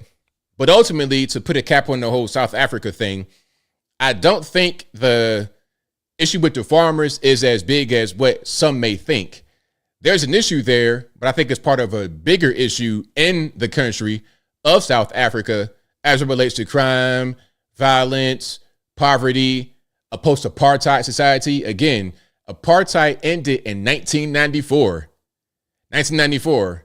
So not long ago. We're talking about there's only been, five presidents in there's only been 5 presidents in South Africa. There's 5. And we on number 47. They've only had 5. Young country, trying to transition from the whites ruling to the blacks ruling. It's a lot going on. All right, but let's keep on rocking and rolling. If you like what you're hearing so far, please give the video a thumbs up. Like the video, share the video, do all that good stuff. That'll help me out tremendously. Antonio says, I'm showing my true color. What's my true color? Tell me. Like, give me something. I'm reading some of these comments. I move on. Devin says, South African president was kind of sweating though. Jess says, a lot of us come from Scots and Irish ancestry. Shout out to y'all. Irish are Irish, period. That's right. That's right. They hate each other. I'm just saying, not everything is what it seems on the outside. It's important to understand the context of the situation. Very simple. Okay, let me read some of the more of the comments and I move on here. Torture and violence against the white South Africans. I mean, I'm not saying it doesn't happen, but again, each year you have 27,500 killings in South Africa. Of that, about 4% are whites. And the majority, overwhelming majority, 80% young black males. So, I mean, let's put it in perspective though. And if you're the president, you got to look at everybody, the whole homicide rate. There's a problem with crime and violence in the country. You got to look at it all and not just one piece and focus on that. Look at the entire picture. That's what I would say. Okay. And if it's a problem with one specific thing, then the question is, how big of a problem is it? Okay. The opioid crisis, you're talking about 100,000 dead in 1 year from an overdose. If 50 died from an overdose, is it a big problem? I don't really think so, but I digress. Let's keep on moving. Okay, so look, Joe Biden, they all knew was pretty much Weekend at Bernie's. They all knew was a vegetable, pretty much. I'm exaggerating, but not that. But we all knew that Joe Biden was not capable of running. he was not capable of leading. He couldn't really do much of anything, and we knew that. Now they want to say, oh, okay, we're writing the book, we're releasing information, all this, that, and the third. Here's a piece from CNN in which they reveal that Biden put on a fake town hall. Let's watch. And Alex, the fact of the fake town hall is not actually the worst part of the story that you report in the book. Yes, other campaigns have used fake town halls. Now, I would say those town halls usually are in addition to real town halls. Joe Biden was doing neither. This fake town hall was in order to film it so they could make it into campaign commercials. They filmed it in Delaware with supporters. But Joe Biden, at this point, this is the spring of 2024, Joe Biden's town hall, which was closed to press, was so bad that campaign officials determined that it was not usable for a campaign commercial. So they took 90 minutes, 2 hours out of the president's day. They filmed an entire town hall, and they determined that it was not usable. Now, some people say this was because Joe Biden was incoherent. He could not really articulate his thoughts in a pithy or even semi-normal way. Some people just said, like, the lighting was bad. That was sort of the 2 points of view. But the point is, it shows how what the campaign status was in the spring of 2024 when they were trying to, deal with a candidate that wasn't a decline. Wait, someone told you the lighting was bad? That's one of the excuses. You're saying that they spent millions of dollars to stage a town hall? Well, we didn't get the lighting right. That was one of the excuses. I mean, unbelievable. and this comes. It's crazy, but look, that's what they do. That's what they do. The reality is that Joe Biden is so bad that through all their trickery, through all their games, even the fake town hall couldn't hide it. You couldn't hide it. It was obvious. It was clear what was going on. And again, that guy right there is one of the authors of the book with Jake Tapper talking about, okay, now we're going to expose everything. Okay, now you want to expose it. Now you want to expose it. Okay, let's keep going here. This is going to be Jake Tapper and I think Katie Couric talking about what's going on. You about the not so great debate for Joe Biden. Jake, you're the moderator along with your colleague Dana Bash. You're getting ready. I'm sure you're nervous. That's very stressful. I've never moderated a debate. Huge oversight by the commission. But I can only imagine, so you're ready to go. What was your reaction? And when did you know? I watched it with a very interesting group of people, by the way, which I'll tell you later. What was your reaction when did you realize that, oh my God, this is a disaster? There were 2, the whole debate was horrible for him. And I don't think it's hyperbole to say it's the worst presidential debate performance ever by anyone. In that first block, he starts out shaky, but fine. And then he has that answer where he just completely loses his train of thought. He can't come up with words for things. And he says, we finally beat Medicare. I think he meant we finally beat COVID. I think that's what he was saying, but who knows? Mm-hmm. Who knows? He could have been saying anything because when he was running, he was talking about we're going to beat cancer. Now, that didn't happen. You're going to beat Medicare? Well, you don't want to beat that. You're going to beat COVID? Well, did we beat COVID or did we just get over the little head cold that we had for a little while? I said, thank you, Mr. President, because his time was up. We had these iPads so we could communicate with the control room. And I wrote, holy smokes. Because I didn't know who was going to be back there reading it. I would have said something else. You and I have similar predilections for salty language. But I couldn't believe it. I knew that this was going to be a much bigger story than a bad debate. This was everything that the Republicans had been saying about him. Of course, we saw it. We were being honest. Y'all saw it too, but didn't want to be honest because that was your guy. You wanted to protect him so you'd be able to have power. This guy was super old, shouldn't have ran, but you guys ignored, at least publicly, what was obvious to everybody else in the country. It didn't take rocket scientists to see this guy and recognize what was happening. And Dana passed you a note. Dana passed me a note saying he just lost the election. Wow. Yeah. But what was even weirder, Jake, was his reaction to his performance afterwards. I don't think he had any idea. Nah, he didn't know because he's not in the right state of mind. So no, he didn't know. He had no idea. And then the thing about it is he had looked like that throughout the entire presidency. So, I mean, why would it be a shock now? Why would it be a shock now? It doesn't make any sense. Okay. Well, let's keep going here. So the cabinet wasn't even allowed to really be near him for, most of the time. I'm gonna play some of this. I ain't gonna watch the whole thing. And Jake, you do a great job explaining maybe what the mindset was within the most inner circle of inner circles, including Joe Biden's, that he had this unique ability to beat Donald Trump. He's the one guy who had done it. That may explain at least the thinking among them. But what about Democratic leaders, other elected Democrats? Why didn't they speak up before, June of 2024? I think the degree to which the team around President Biden was hiding him and sequestering him, mainly starting in the fall of 2023, cannot be overstated. There's a cabinet meeting in October 2023, and then several cabinet members told us for the book they never saw him again in person for months and months and months. He was kept away from them. And cabinet secretaries we spoke to for the book told us it was weird. One of them did have a meeting with Biden in between that last cabinet meeting of 2023 in October and the debate, and described him as being disoriented and out of it. And I think the degree to which he was being hidden from even their own administration cannot be overstated. Now, that's not to let anybody off the hook. I mean, this was a scandal and, frankly, a tragedy, a real tragedy that the American people had every right to know about.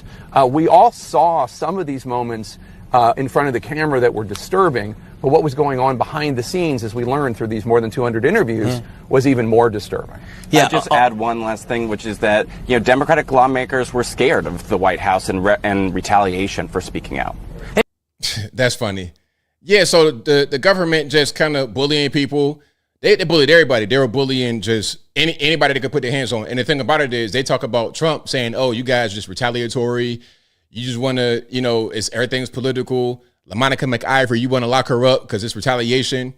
Meanwhile, they were retaliating against everybody in the White House under Joe Biden, even social media companies.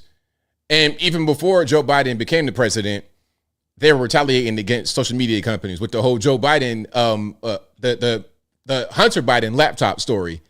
If you posted that, the federales were on you. So people were having their accounts blocked, posts censored, banned for years. All because the Fed said, nah, we can't have that out there. Let's put pressure on these influencers. Like I told y'all, I had a warning on my account for years.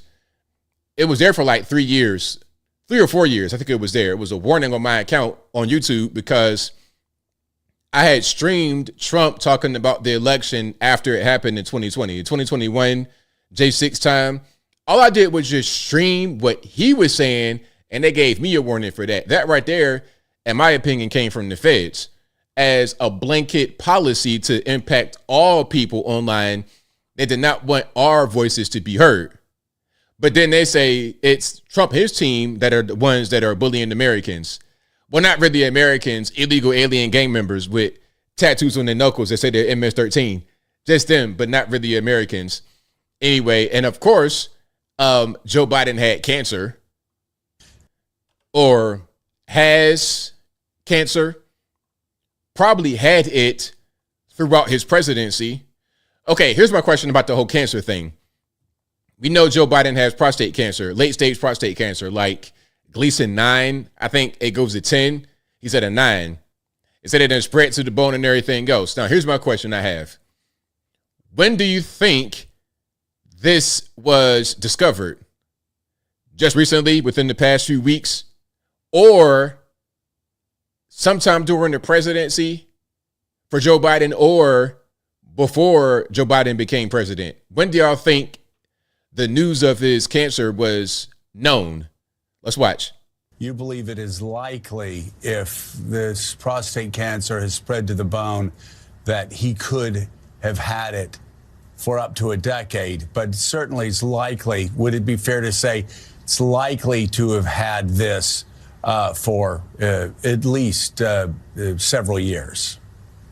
Oh, more than several years. You don't get prostate cancer. I just want to stop you. So this is not speculation. If you have prostate cancer that is spread to the bone, then he's most certainly, you are saying, had it when he was president of the United States. Oh, yeah. He did not develop it in the last 100, 200 days. He had it while he was president. He probably had it at the start of his presidency in 2021. Yes, that I don't think there's any disagreement about that. And I'm just curious again, if you're... Now, this is MSNBC saying this, MS-13 DNC, and they're saying it right here on TV. And I think I agree with them. Let's keep on going, though. If you're a doctor to a president of the United States that is a male, that is an older man... you're going to get prostate screenings. They're talking about, the official word is his last prostate screening was in 2014. Do y'all believe that? Do y'all really believe that? Look, I got family in their late 80s that just had prostate treatment. In their late 80s, older than Joe Biden. So you think that, and this man I'm talking about is not a politician, not some type of super rich Uber celebrity, regular person. You think the president is not getting prostate examinations every year? Please be serious. Would a prostate test, and again, we're just talking about a PSA screening, a blood test that you could do along with all the other blood tests. It's not even that it would be intrusive. Would this not be one of the first tests that you would conduct as a White House doctor? If you're a White House doctor in this situation, I think you would certainly discuss it with the president and talk about the pros and cons. I think if you then ask, well, if President Biden says, well, if I'm your father, which patients often do, what would you recommend? I think the fact is that most White House doctors would recommend getting the test. And again, the evidence is, look at President Obama, President Bush, younger than President Biden, and they both got the test. Exactly. It's so simple. But what do y'all think? Do y'all think that they just discovered the prostate cancer in Joe Biden within the past few weeks, past few months, or did he have it throughout the presidency? Or at a certain point during the presidency, maybe 2022, when he said that he had it. It might have been a fraudulent slip, but I don't think so, because he said he had it twice in the same brief period of time. Okay, let's go back. This is, again, 2022. And because it was a 4-lane highway that was accessible, my mother drove us, and rather than us be able to walk. And guess what? The first frost, you know what was happening? You had to put on your windshield wipers to get literally the oil slick off the window. That's why I and so damn many other people I grew up have cancer. And why can't, for the longest time, Delaware had the highest cancer rate in the nation. Okay, so he just said it right there. This is why I and so many others from Wilmington have cancer. And that's why we have one of the highest cancer rates in the nation in Wilmington. This is 2022. We said it right on camera. Now, are we going to say that was just a mistake? That was just a slip? That was a stutter acting up again? Or are we going to just sit there and point out the obvious? Like, you know what? He said it right there. He's telling us exactly what's going on. It's easy to brush off things like this and say, oh, he's just an old crazy man, doesn't know anything.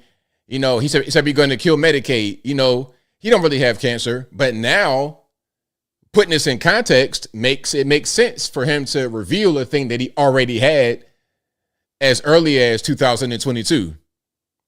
Okay? AMG says it probably was 2014. They probably knew in 2014. Yeah, for sure.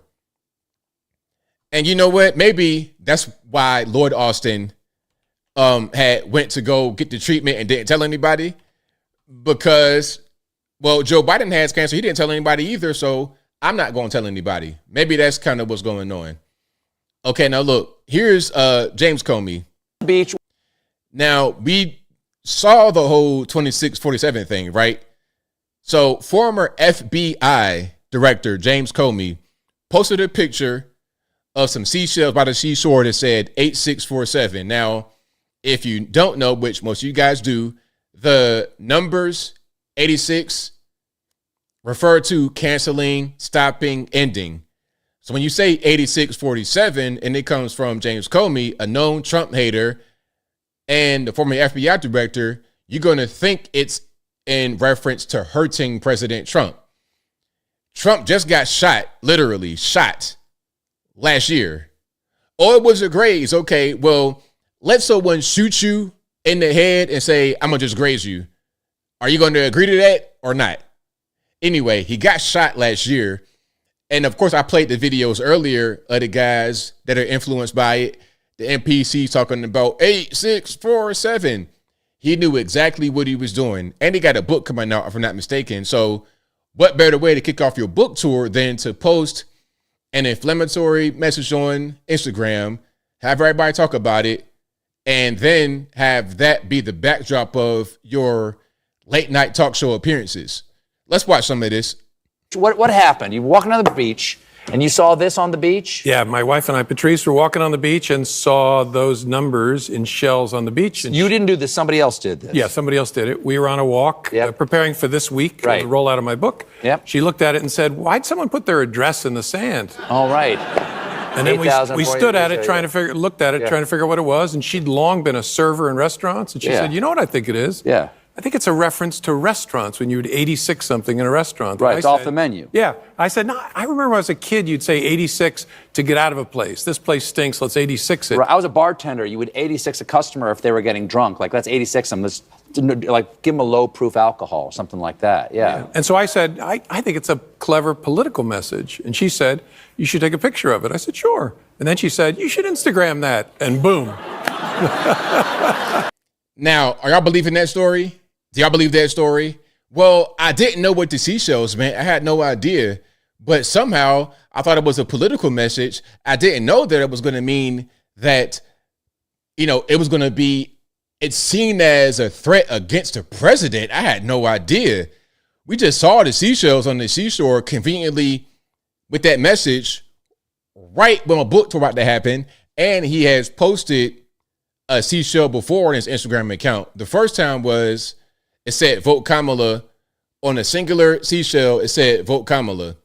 And now we got more seashells that say 8647. And the vote Kamala one was just right during the election time last year, 2024. Now, 2025, you want to say 8647. I'm not buying the story, James Comey. I'm not buying it. I mean, bro. And the craziest part is, it might be believable if he was a regular normie. If he had no idea, he was just, bro, you're the former FBI director. How do you not know something so simple like that? If you're being honest about not knowing, how were you this incompetent as the FBI director? I don't really get it. But yeah, exactly, street cleaner. Shout out former FBI directors. Yeah, shout out to them. If you're really that incompetent as a former FBI director, then you shouldn't have been in that role to begin with. Not in the least bit. Now, speaking about incompetence, Letitia James, she is in some trouble because it's a little bit of mortgage fraud, potentially. Talking about, my primary residence is right there by NOB in Norfolk, Virginia. Whatever. You are the New York Attorney General. How do you have a primary residence in Norfolk, Virginia?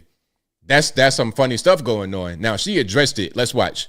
As you know, we filed a lawsuit against Donald Trump and his family.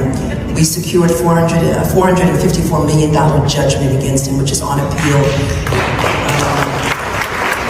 The case is on appeal. I have no idea when that case will be decided. This investigation into me is nothing more than retribution. It's baseless. It has to do with the fact that on a power of attorney, I mistakenly indicated that I was a state of Virginia, but prior to that, I had indicated to the mortgage broker that in fact bold cap letters that I am not a resident of Virginia and never will be. And in the mortgage application, I indicated that I would not live in Virginia and I was not a resident. They just took the power of attorney and they're using that as a basis for enforcement for their investigation, when in reality, the power of attorney was never used to determine my eligibility for a mortgage for my niece for a home in the state of Virginia. My niece who has children, and because I am a bid on, I wanted her to have a home. Okay, so we're going to see how that goes. We're going to see how that whole thing goes right there. So, yeah, shout out to her. I read something different, but we're going to see how it goes in court. Ultimately, at the end of the day, if the allegation against her is baseless, then the allegation against Trump is even more baseless. How are you going to say that someone should be held legally liable and pay $500 million because they overvalued their home? How are you going to say I said my house is worth too much? How are you going to say that? It's up to the bank to agree or disagree. And they do things called appraisals. Like right now, I can sell my house for whatever I want to sell it for. But ultimately, it has to be a person that would agree to pay it. I can list it for whatever I want to list it for, but people have to come look at it, inspect it, whatever, and agree to pay the price. And if I can't sell it for the price I'm asking, then I got options. Take it off the market or lower the price and hope that that works, or just wait it out. But you can't tell me that I'm wrong for saying my house is worth X. That's just my opinion. Now, again, the bank got to agree. The buyer has to agree. You're going to appraise it, inspect it, and then figure it out. The market ultimately will determine how much it's going to cost. And plus, there was no harm, no foul here, because the bank loaned the money to Donald Trump based on this whole thing with the property. He paid all the money back, and he had other loans he had gotten from the bank and paid back before.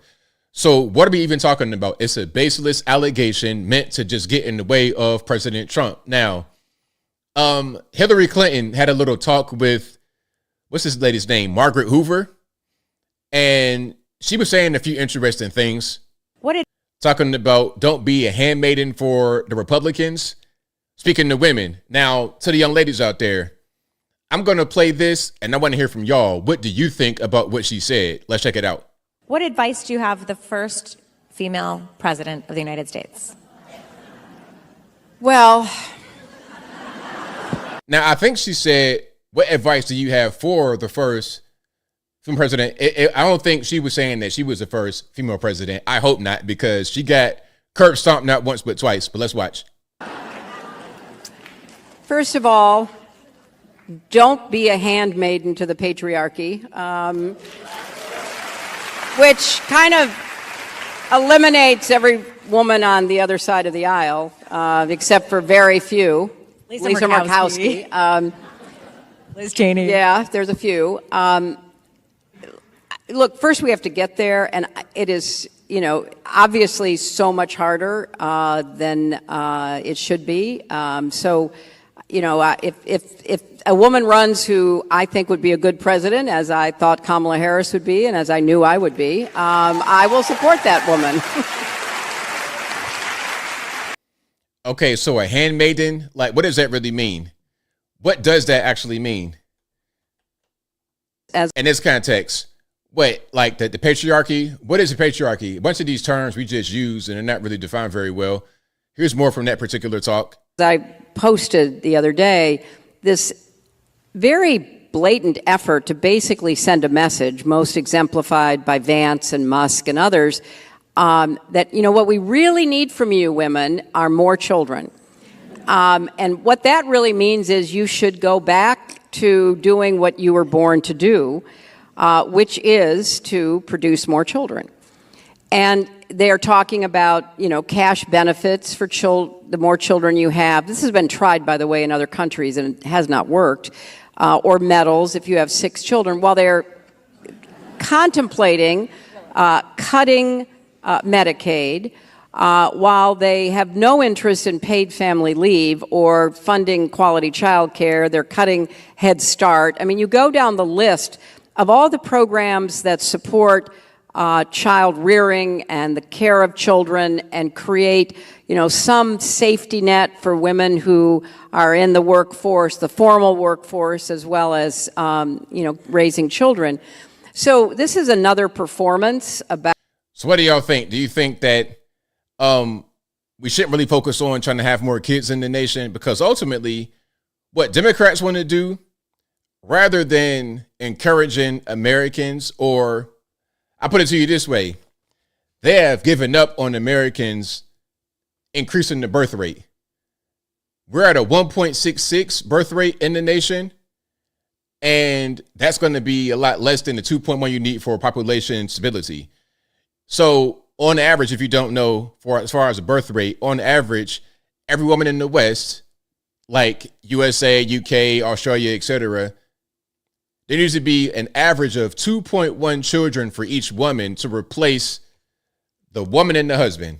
Okay, so you got two individuals, mom and dad, need to have 2.1 kids on average to replace those two people. That keeps population the same.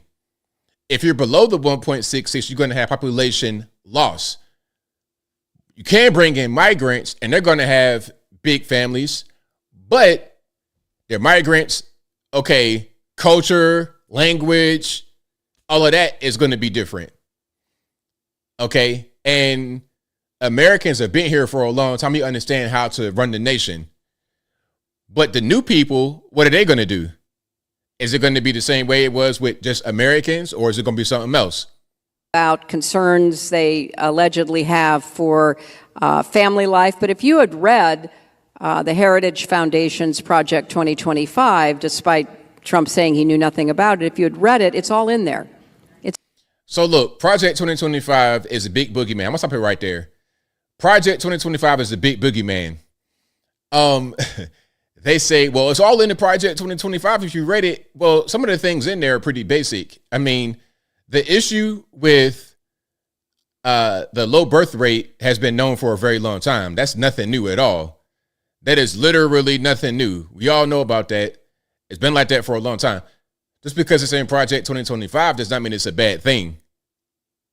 And something's got to be done. You can't just say migrants, because what about the Americans who are already here?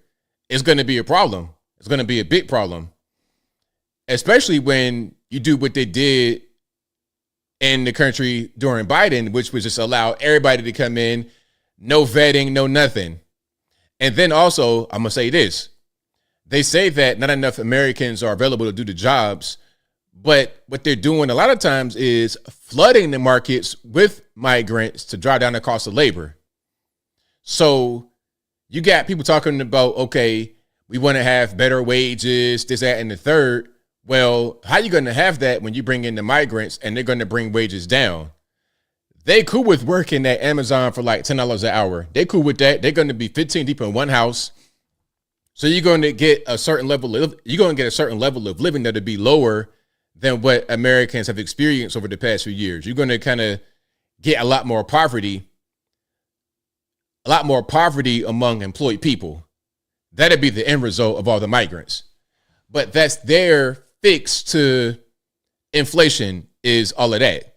What do y'all think? Hold on. Steve says Americans getting priced out. Exactly. Americans getting priced out. And that's a problem. Now, here we have Bernie Sanders going on brilliant. Now, this is, what is this? This ain't Brilliant Idiots. Andrew Schultz podcast. I don't know what it's called. Flagrant. Yeah. So Bernie Sanders is how old now? I think 83.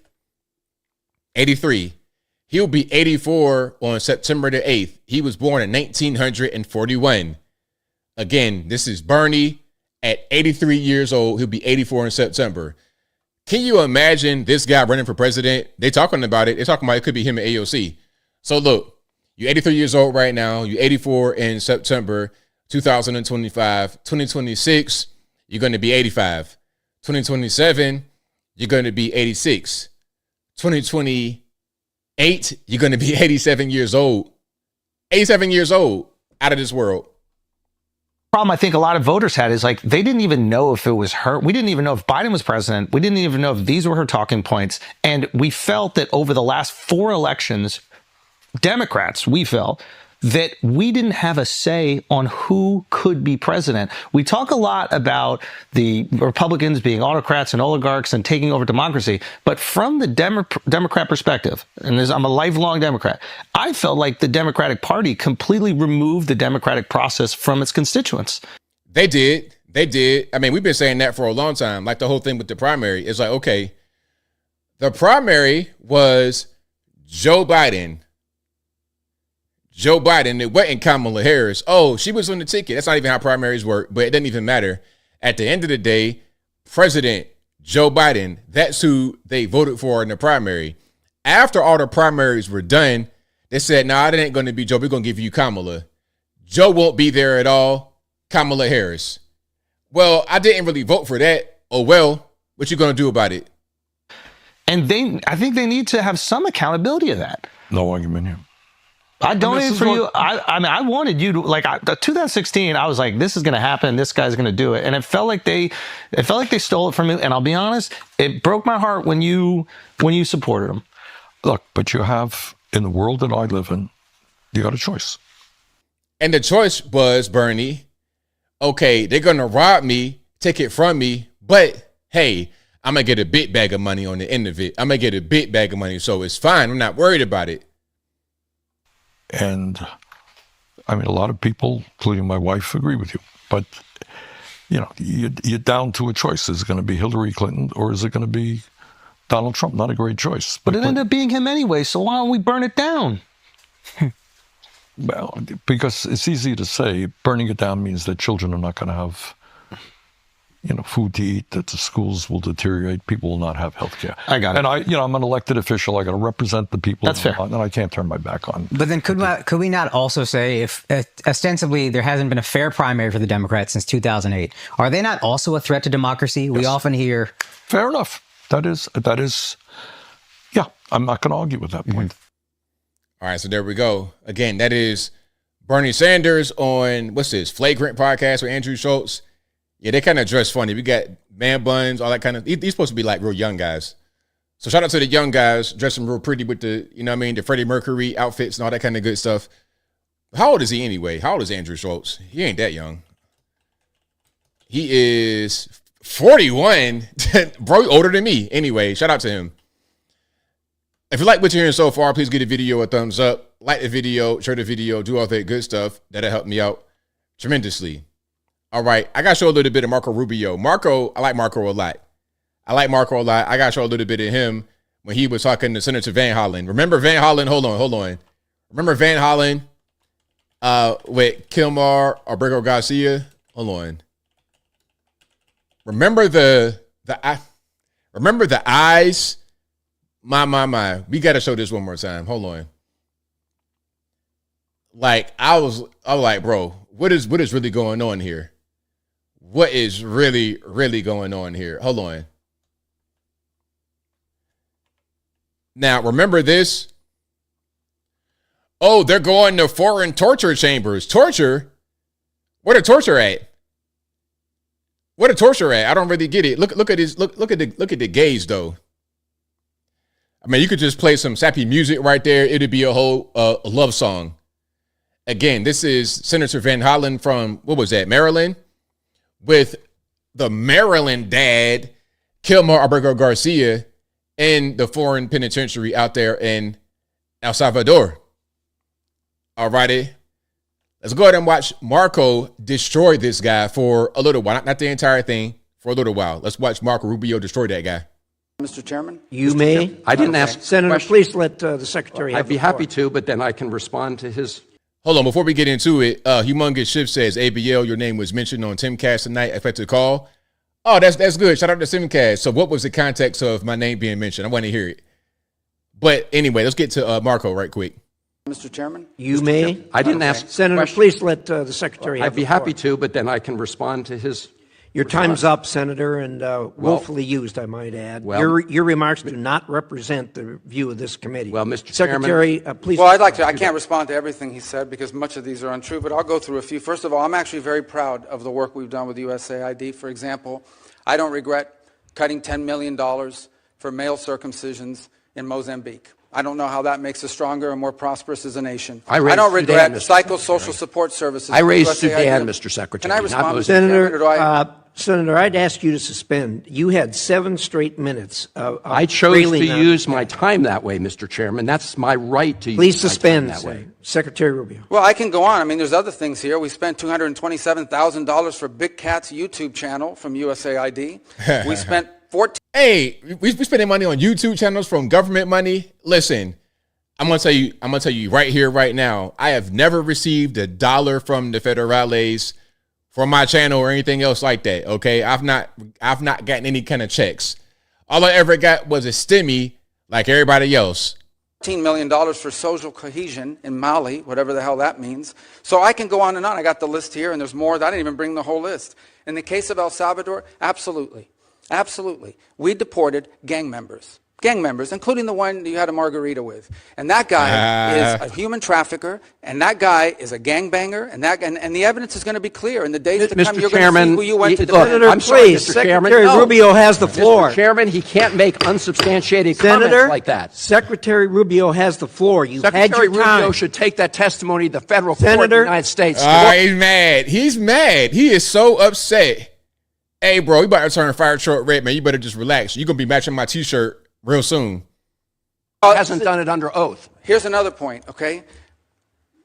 There is a division in our government between the federal branch and the judicial branch. No judge in the judicial branch cannot tell me or the president how to conduct foreign policy. No judge can tell me how I have to outreach to a foreign partner or what I need to say to them. And if I do reach to that foreign partner and talk to them, I have under no obligation to share that with the judiciary branch. Just like a judge cannot order me to negotiate with a foreign minister of Russia, they cannot order me to negotiate with a foreign minister or the president of El Salvador. And if I did negotiate with them, which we have responded to them, and we've told them, we've had communications with the president of El Salvador, I am under no obligation, under our division of powers in this country, and to share with the judicial branch how I conducted diplomacy of the United States. It would actually be counterproductive. If I started sharing with courts, or frankly, with the media, my conversations with foreign leaders and all of their details, no foreign leader would talk to me again.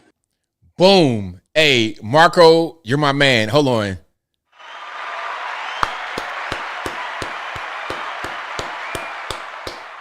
Marco's doing a very good job as all his jobs he got going on. Secretary of State, Secretary of this, Secretary of that, doing a great job.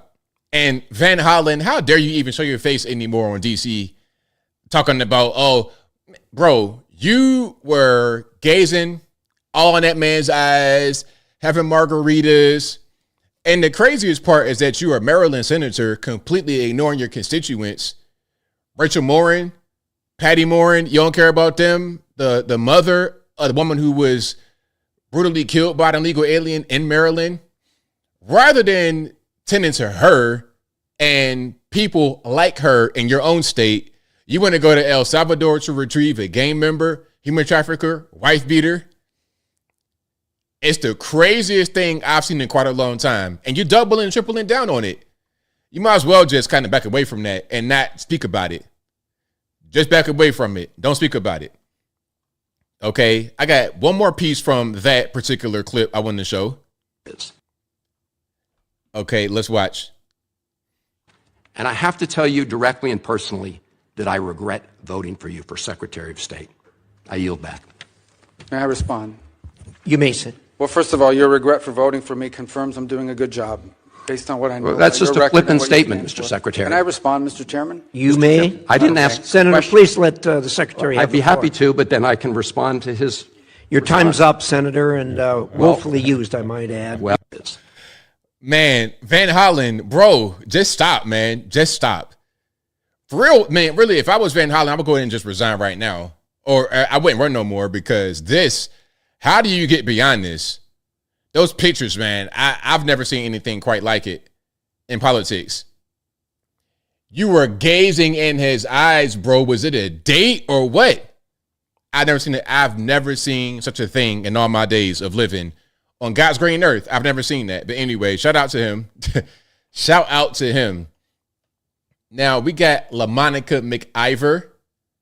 Okay. Hold on. Yeah, hold on. Yeah, LaMonica McIver. So look, here's what happened, if you guys don't know. So LaMonica McIver, she's a New Jersey House rep. There were other House reps at this ICE facility in Newark, New Jersey. And I guess part of what they're able to do as House reps is go investigate federal facilities. But what happened was the mayor of Newark, Ross Baraka, tried to join in, and he's not given that same level of privilege that the House reps have. He's not a federal agent. He's not a federal employee.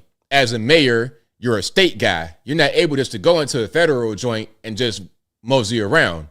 So he was arrested for trespassing. That caused LaMonica and a few others to get out of control, and now LaMonica is facing charges.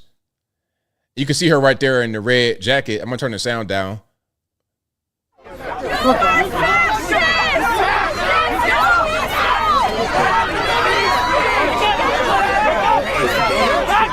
So it's a whole big melee going on. You're attacking ICE agents. You're just doing way too much. And look, you do all this fighting to get into an ICE facility for the illegal aliens. Where's all this fighting? Where's all this grit? Where's all this extra stuff for regular everyday Americans? Where's all that at? I think if you showed as much passion for Americans as you showed for illegal aliens, you might be onto something. That'd be a good thing. Okay, show that passion for us. Show that passion for regular everyday people when they get locked up unfairly. Okay, show that passion for the J6ers who got locked up unfairly. You don't want to do that, but for the illegal aliens, you show it for them. And you're at an ICE facility. You got straight up criminals, gang members, human traffickers, drug dealers, gun runners in there. So you want to do all that for criminal people who are not even here legally? A mess. So hopefully Miss LaMonica gets sent to the penitentiary to make big rocks to little rocks. I'm talking about boulders to gravel. That's what I want to see. Yeah, I want her to be in the permanent gravel factory, breaking down them big boulders, Colorado boulders. Okay. Shout out to the baseball team or whatever. Colorado boulders into gravel for your driveway. That's what I want to see. But if you like what you're hearing so far, if you enjoy the content in general, please give the video a thumbs up. Like the video, share the video, do all that good stuff. That'll help me out tremendously. Now, I got one I want to show. This is from Bill Maher and Jillian Michaels. These are like, okay, can I say something right quick and don't nobody get offended? Okay. These kind of individuals are who I think California liberals look like, or I would say California moderates. These are like California moderates, maybe even a New York moderate, but I think Jillian is most certainly a California moderate. Let's hear from them about the whole Tom Hanks skit, the SNL, being kind of a little bit scared of a black person, they want to shake his hand. Okay, let's hear their take on that. Like he's an outsider, deplorable. I mean, it's the same mentality. They're still doing it though. Who's doing what? For example, the whole deplorable thing. Oh, sure. They're still doing that. Even when listen, I've met Tom Hanks a couple of times and he was very kind and very lovely and his wife was exceptionally lovely. But when he was on Saturday Night Live. I hated it too, and I said it on my show. I know. What? I hated it. Wearing the MAGA hat, not shaking hands with a black person. Right.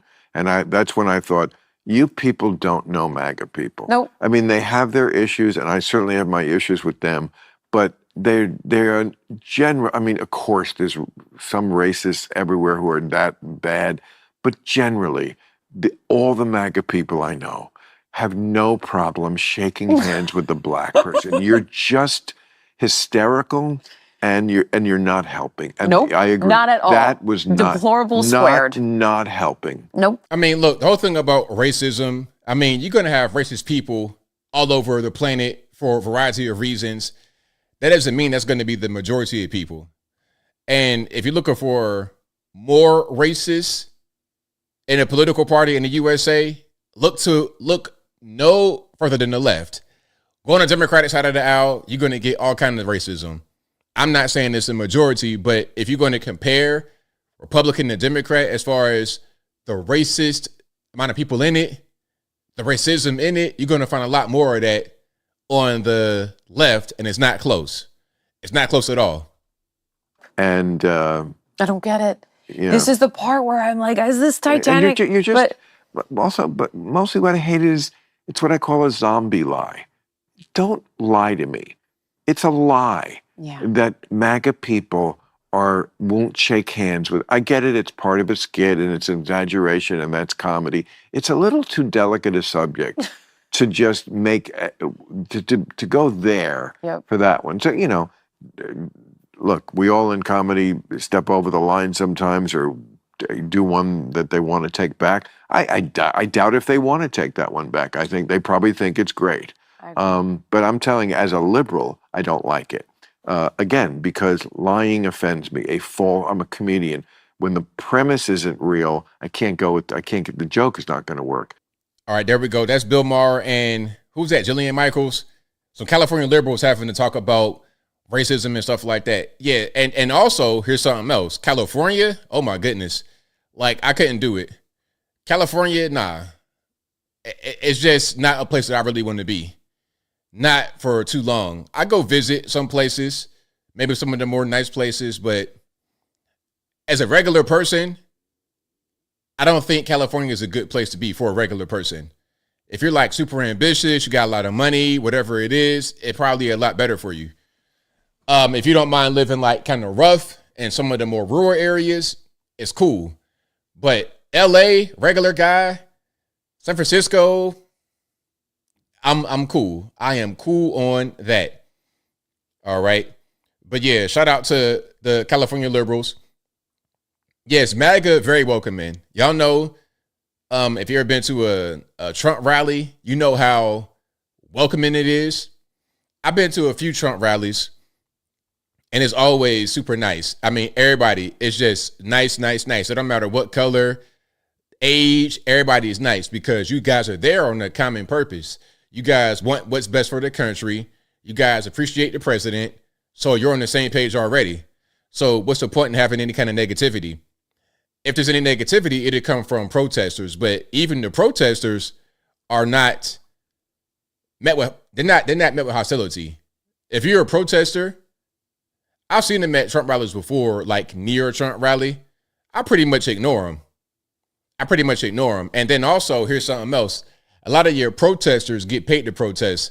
I said this story before. I was in Atlanta at a Trump event. It was a Black Voices for Trump event. I think you had Daniel Cameron from Kentucky. He was there. Who else was there? I don't get the name and names. Trump, of course, came. Carol Swain was there. Quite a few of us were there. Stacey Washington, a lot of people. Now, we go to the event on the bus, on a charter bus. It's me and a few others from Chattanooga came up on the charter bus. We park at the place right downtown Atlanta, right by the CNN Center or the old CNN Center. It's all good. Ain't nobody outside really. Everybody's just going into the building. We go do the event and we come out and it's cool. We go on the bus and we go back to the house. But while we were in there, there was a so-called protest. It was in the news. It was like this whole big thing. People were screaming.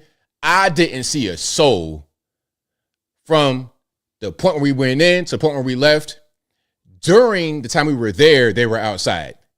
So to me, that was just a paid thing to make it look like they were protesting against us, to make it look like they were out there in force, but really they came there on a very specific time and then they left. They probably got paid for a certain amount of time and that was it. Because again, when I first came there, it wasn't that early. It was early, but not that early. Nobody, not one person was there with a sign or anything. Not one. And when we left, nobody was there. They came there for a certain period of time and went back to their hotel or wherever they came from. So yeah, So when you don't see protests happen for a while, you know that people are not getting paid to do it. We saw it with Puff Daddy recently. People out there wearing free Diddy t-shirts, but they were being paid $20 an hour to do it. That's how protests normally operate in the good old US of A in 2025. If you see them out there, it's a financial element somewhere. Somebody getting paid. They may not all be getting paid, but somebody most certainly is. All righty. And if you like what you're hearing so far, please give the video a thumbs up. Like the video, share the video, do all that good stuff. That'll help me out tremendously. We're about to get to some calls. The number to call is 706-406-3287. Again, 706-406-3287. Before we get to that, I got super chats on deck. Shout out to Gregortron who says, it's been a long week. Ready for some ABL. Shout out to you, bro. Thank you to Spanky Jones who said, thank you for all the content, my friend. Stay fearless. Will do. Thank you to Randy Dale Franklin who says, my children could read on 9th grade level in the 3rd grade. It starts at home. Valuing education. I love you, my brother. What's your take on the RG3 Ryan Clark beef? Caitlin Clark following Angel Reese. Okay, I might do a video about this, but I'll give you the brief rundown right now. So if you guys don't know, you have Angel Reese, Caitlin Clark in the WNBA. They had a rivalry when they were in college. What was it, LSU in Indiana? I'm not exactly sure the school specifically. I think it was LSU Indiana. But anyway, so now Caitlin Clark is in the league at Indiana Fever, and Angel Reese plays for the Chicago Sky, if I'm not mistaken. So they play each other, and Reese gets the ball. She's going for a layup, and Clark is right there. Clark gives her the hard foul. Stop the layup. So Reese, you on the ground. She gets up. She's mad. And she's trying to, like, you know, the typical hold me back. Hold me back. I see that little skirmish, that little back and forth as a rivalry. Same thing with the NBA. Okay, you got guys giving the hard fouls. A Draymond Green or something like that giving the hard foul. And the guy wants to fight Draymond. It's the same thing in the NBA. I don't think that necessarily means that they hate each other. Although I'm not necessarily against it because I like a good physical rivalry. I like competitive spirit. I like this team not liking that team. Going back to the 90s, the Pistons, Chicago Bulls, they be out there fighting, like fighting for real. But it made for good basketball. And that was a precursor to Jordan in the 90s dominating. It was the physical test that they got from the Pistons. Okay. And they were so good at doing that to the Bulls, they got a Dennis Rodman from the Pistons. You see what I'm saying? To go play for the Bulls because they needed that kind of guy to do the hard fouls and the dirty work. So anyway, Ryan Clark, former NFL player who is always crying about something, goes on the podcast and talks about RG3. Also former football player, because RG3 went on this podcast and said that the beef between Caitlin Clark and Angel Reese is hatred. And Ryan Clark was talking about, well, since you have a white wife, you don't know what Reese is going through. It's like, bro, Ryan Clark, if you have a take on sports that's different than mine, that's totally fine. Disagree with me and my take all you want to. But why are you bringing up wife and kids?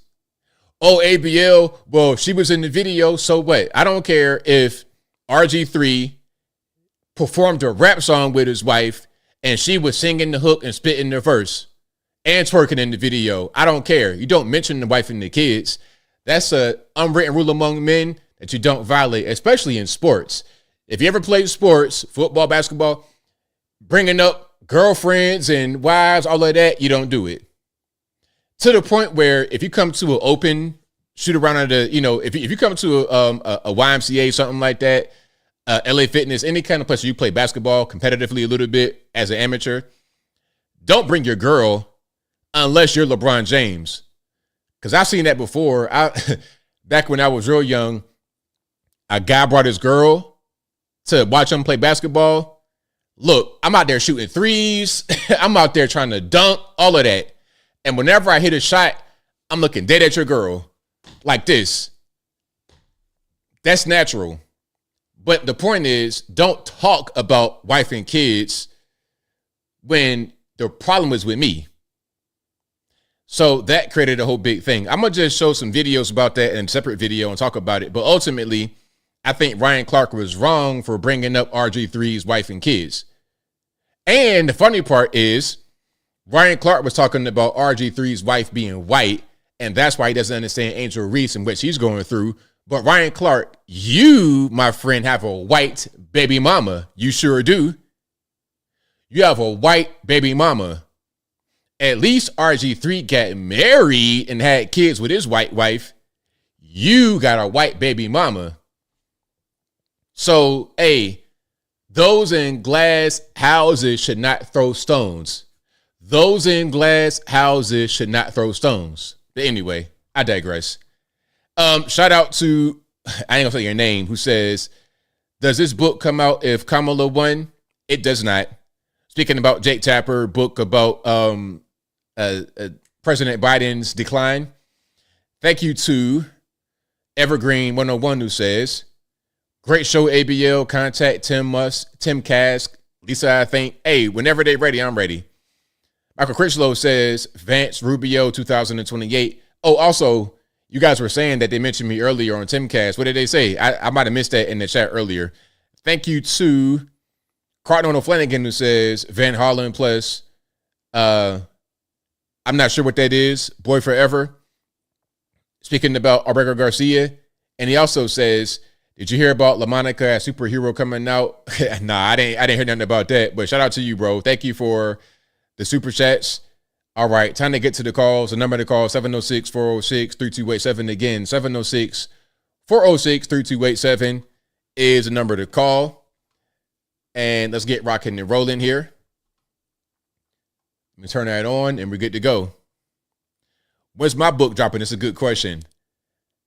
Soon, very soon, I hope. That's the best I got for you. But I am going to write it. I got so many things I want to talk about. And it's like, I want to do a series of books to get the whole message out there. 915, hit online. Who am I speaking to? Hey, what up, ABL? Am I the first caller? You are. Nice. That's cool. All right. There's something that you were able to change my mind on student loan forgiveness, right? There's also something else that I would like. It deals with. I disagree with how the Trump administration is handling mass deportations because, I can't really put it in a concise way. But like, for example, if I walk into a guitar shop, right, and I buy a guitar on sale for $500, walk home with it. It's a done deal. Purchase has been made, and there's been a change of administration. The new owner now disagrees that I purchased that guitar for $500 and he wants it back. And he says, we got to take it back from you. That's how I feel as far as like the people who were given legal status under the Biden administration, but now they're deemed illegal under the Trump administration. That's what's happening right now at this moment, is that people who were of legal status under the Biden administration, now there's a new administration that are saying that they're now illegal. Okay, so is the legal status permanent legal status? No, so it's like a ladder that was given to them, like to be, they were given legal status and then eventually they could climb a certain ladder and, gain citizenship. I mean, from my understanding. I've not heard about that. I mean, I think they were trying to get that because you hear that a lot. You hear them say, oh, we need a pathway to citizenship. Well, okay, you may think they need that, but do they have it? I think what they were given is legal status temporarily. That doesn't mean they could just stay here forever. That means they just have the status for right now, and at a certain point, it's going to run out like a visa. You can't just stay forever on the visa. You have to get it renewed, or you got to leave. Yeah, that's what I'm trying to explain, is that their stay here was cut shorter than what it was supposed to be. Is because but some people were actually on this legal status seeking to gain permanent citizenship or to become a citizen. Because that is possible, right? They climb were, a ladder to legal status. What ladder is this? Yeah, well, I'm basically asking, like, I think it is possible, like, to gain legal status and then eventually become a permanent, legal status. Right? I'm not sure if you could become a citizen through legal status. I'm not sure how that really works, but from my understanding is that their stays were being cut short, and now they're deemed illegal under the Trump administration. And that's what's happening is that it's all across the internet where like there's been thousands of migrants that have been stripped away their legal status, and now they're deemed illegal under the Trump administration. Well, if they had legal status, it was not permanent. That's the thing you got to understand. If it was permanent, then they would be a citizen, but they're not citizens. So at a certain point, that legal status does not last forever. Oh yeah, I mean I understand that, but what about cutting their stays short and just deporting them? Well, how long is the stay supposed to be? To be honest, I don't know. They were talking about thousands of migrants that had legal status under the Biden administration. Trump administration disagrees with how this process was done and wants to deport everybody. Well, if you don't know how long the stay was going to be, then how can you say it was cut short? Well, that's what was said in the articles. What you got to do is just actually figure these questions out. Like, ask, okay, here's what you got to ask, which you need to find out. If their stay was cut short, then how long was the stay going to be? Because we can't say it was cut short if there was no determinate amount of time that the stay was going to be. Like, if they had a sheet of paper that says, okay, you be here for a year and then it's up, that's one thing. But if that's not known, if that's not determined, then you can't say that it was cut short. No, I mean, I know for sure that it was cut short, but I don't know. You don't know that. No. You don't know that because you don't know how long they were supposed to be here. You can't know that if you don't know how long they're supposed to be here. In the articles, it was saying that Trump was revoking legal status. Oh, I understand that, but listen, you're not listening. Just because they have legal status does not mean that it was going to be permanent, and you don't know how long it was going to be if not permanent. You don't know that. You got to figure that out, and then you can see for yourself if their stay was cut short or not. Mm-hmm. Yeah, but from my understanding is that there is a ladder to be climbed, right? From legal status and you become citizen. You don't know that. You're assuming that, but you don't know that. Yeah. Some people were here to stay temporarily, but I think that there was some migrants at the same time that did want to climb this ladder to stay here permanently. But see, look, you're talking about a ladder, but you're just making it up in your mind. You don't know if it even exists. So what I want you to do is, to be honest, go ahead. To be honest, I'm almost 100% sure that there is a ladder that is to be climbed from legal status, and then you become a permanent resident. So what is a ladder? So what is the ladder? What is it called? What's the process? The process, due process would be part of this ladder. No, my man. I'm telling you right now, you're wrong. So what I want you to do is do some research, find this ladder, identify it, and then you can kind of see what's going on. Also, if they had a status, how long were they supposed to be here? If there's no set amount of time, you can't say it was cut short. So find those two things out and you'll know more about the whole situation.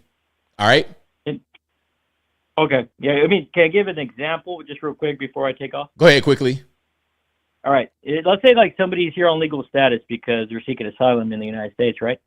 And their temporary stay is revoked, but like this person was never given due process, and to prove that he was a legitimate asylum seeker. That's what I'm talking about as far as the ladder goes. But anyway, nice talking to you, ABL. Thanks for the call, man. Appreciate you. I mean, a good night. Good night. All right. Please, all the guys, and shout out to my man for calling. Great call. Shout out to you. But let's stop watching TV. Let's not watch no TV. If we watch TV, I want us to read. Read. Okay, is there a ladder from asylum seeker, H-1B? Is there a ladder to climb to get to be a citizen? If it is, what's it called? How long does it take? How much does it cost? How do you apply to get on this ladder? Okay, if you're here temporarily, How long are you supposed to be here? Is it a set amount of time? Is it 6 months, 1 year, 5 years? How long is that time? You know I'm speaking to 734. Hi, my name is Taisha from Michigan. All righty, what's going on? I just wanted to call in regarding the whole Biden situation. You know, when it first came on the news, the first thing I thought of was that clip from Gerald Ford talking about how the United States would gain its first woman president. So it just kind of made me think that if Biden wouldn't have dropped out and then, you know, they would have announced that all of this, would she have became president then? So it just kind of made me think about that. And especially with the whole Mike Johnson clip, when he was explaining how Biden didn't even know, you know, it was, I forgot the situation, I can't really think right now, but it was something that he didn't even know what was going on. He signed some act, maybe it was regarding a pipeline or something, but he didn't even know what was going on. So it kind of just made me think about if he would have won, would they would have went down that route. And then, you know, did Jill have maybe something more to do with it? Because I know that she definitely knew. And then also, that he was a president. He had state-of-the-art health care. You cannot convince me they did not know he did not have prostate cancer at all.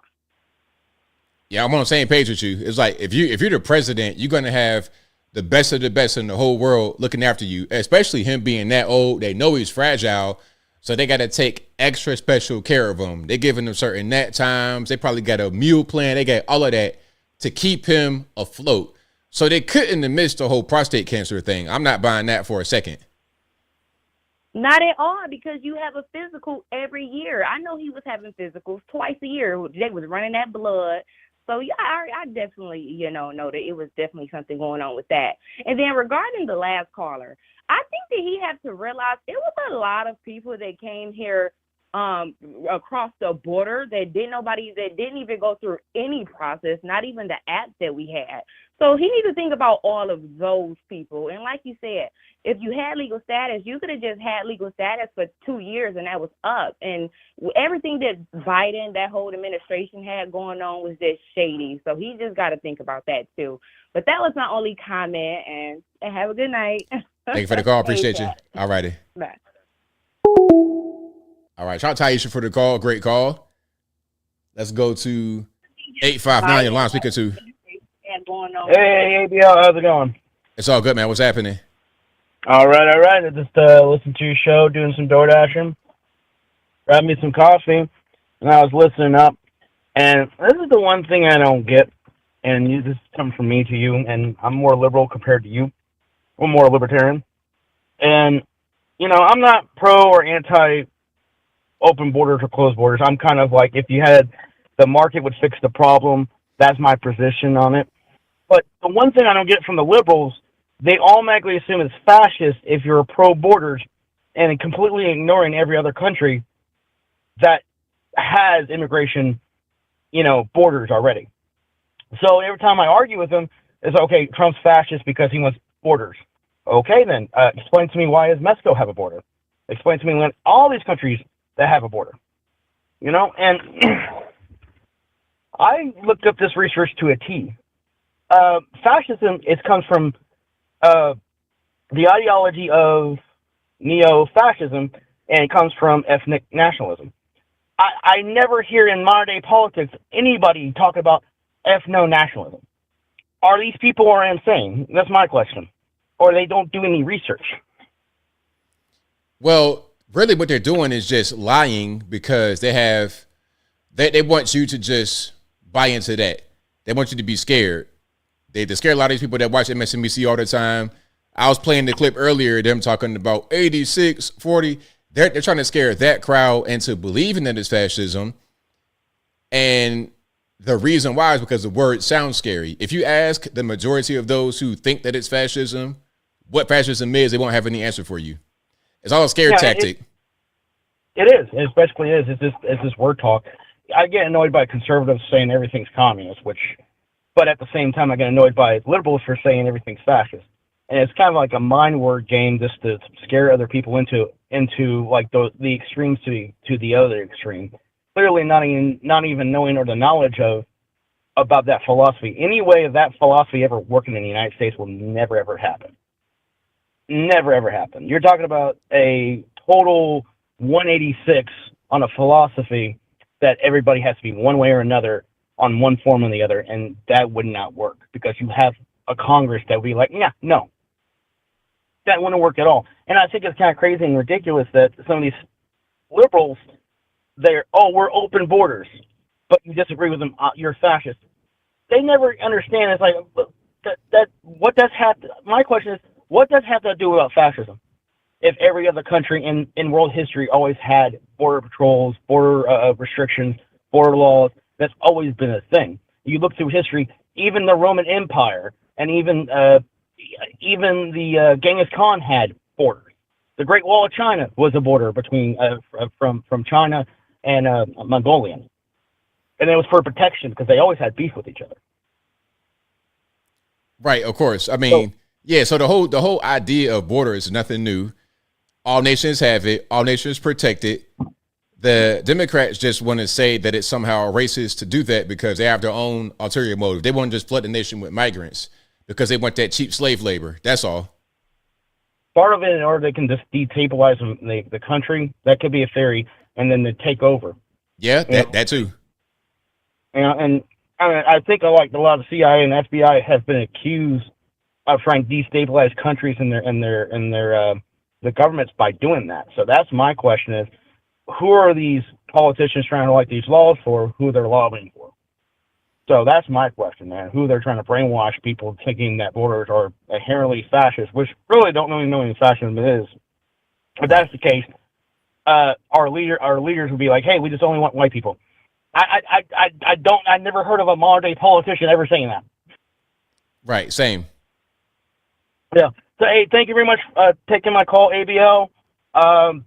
Even though that I might think, hey, I think open economy would fix the problem, and he may disagree with you, and that's fine. But I don't, just because somebody disagrees with me, I'm not going to call him fascist. That's silly. Hey, thank you very much for taking my call.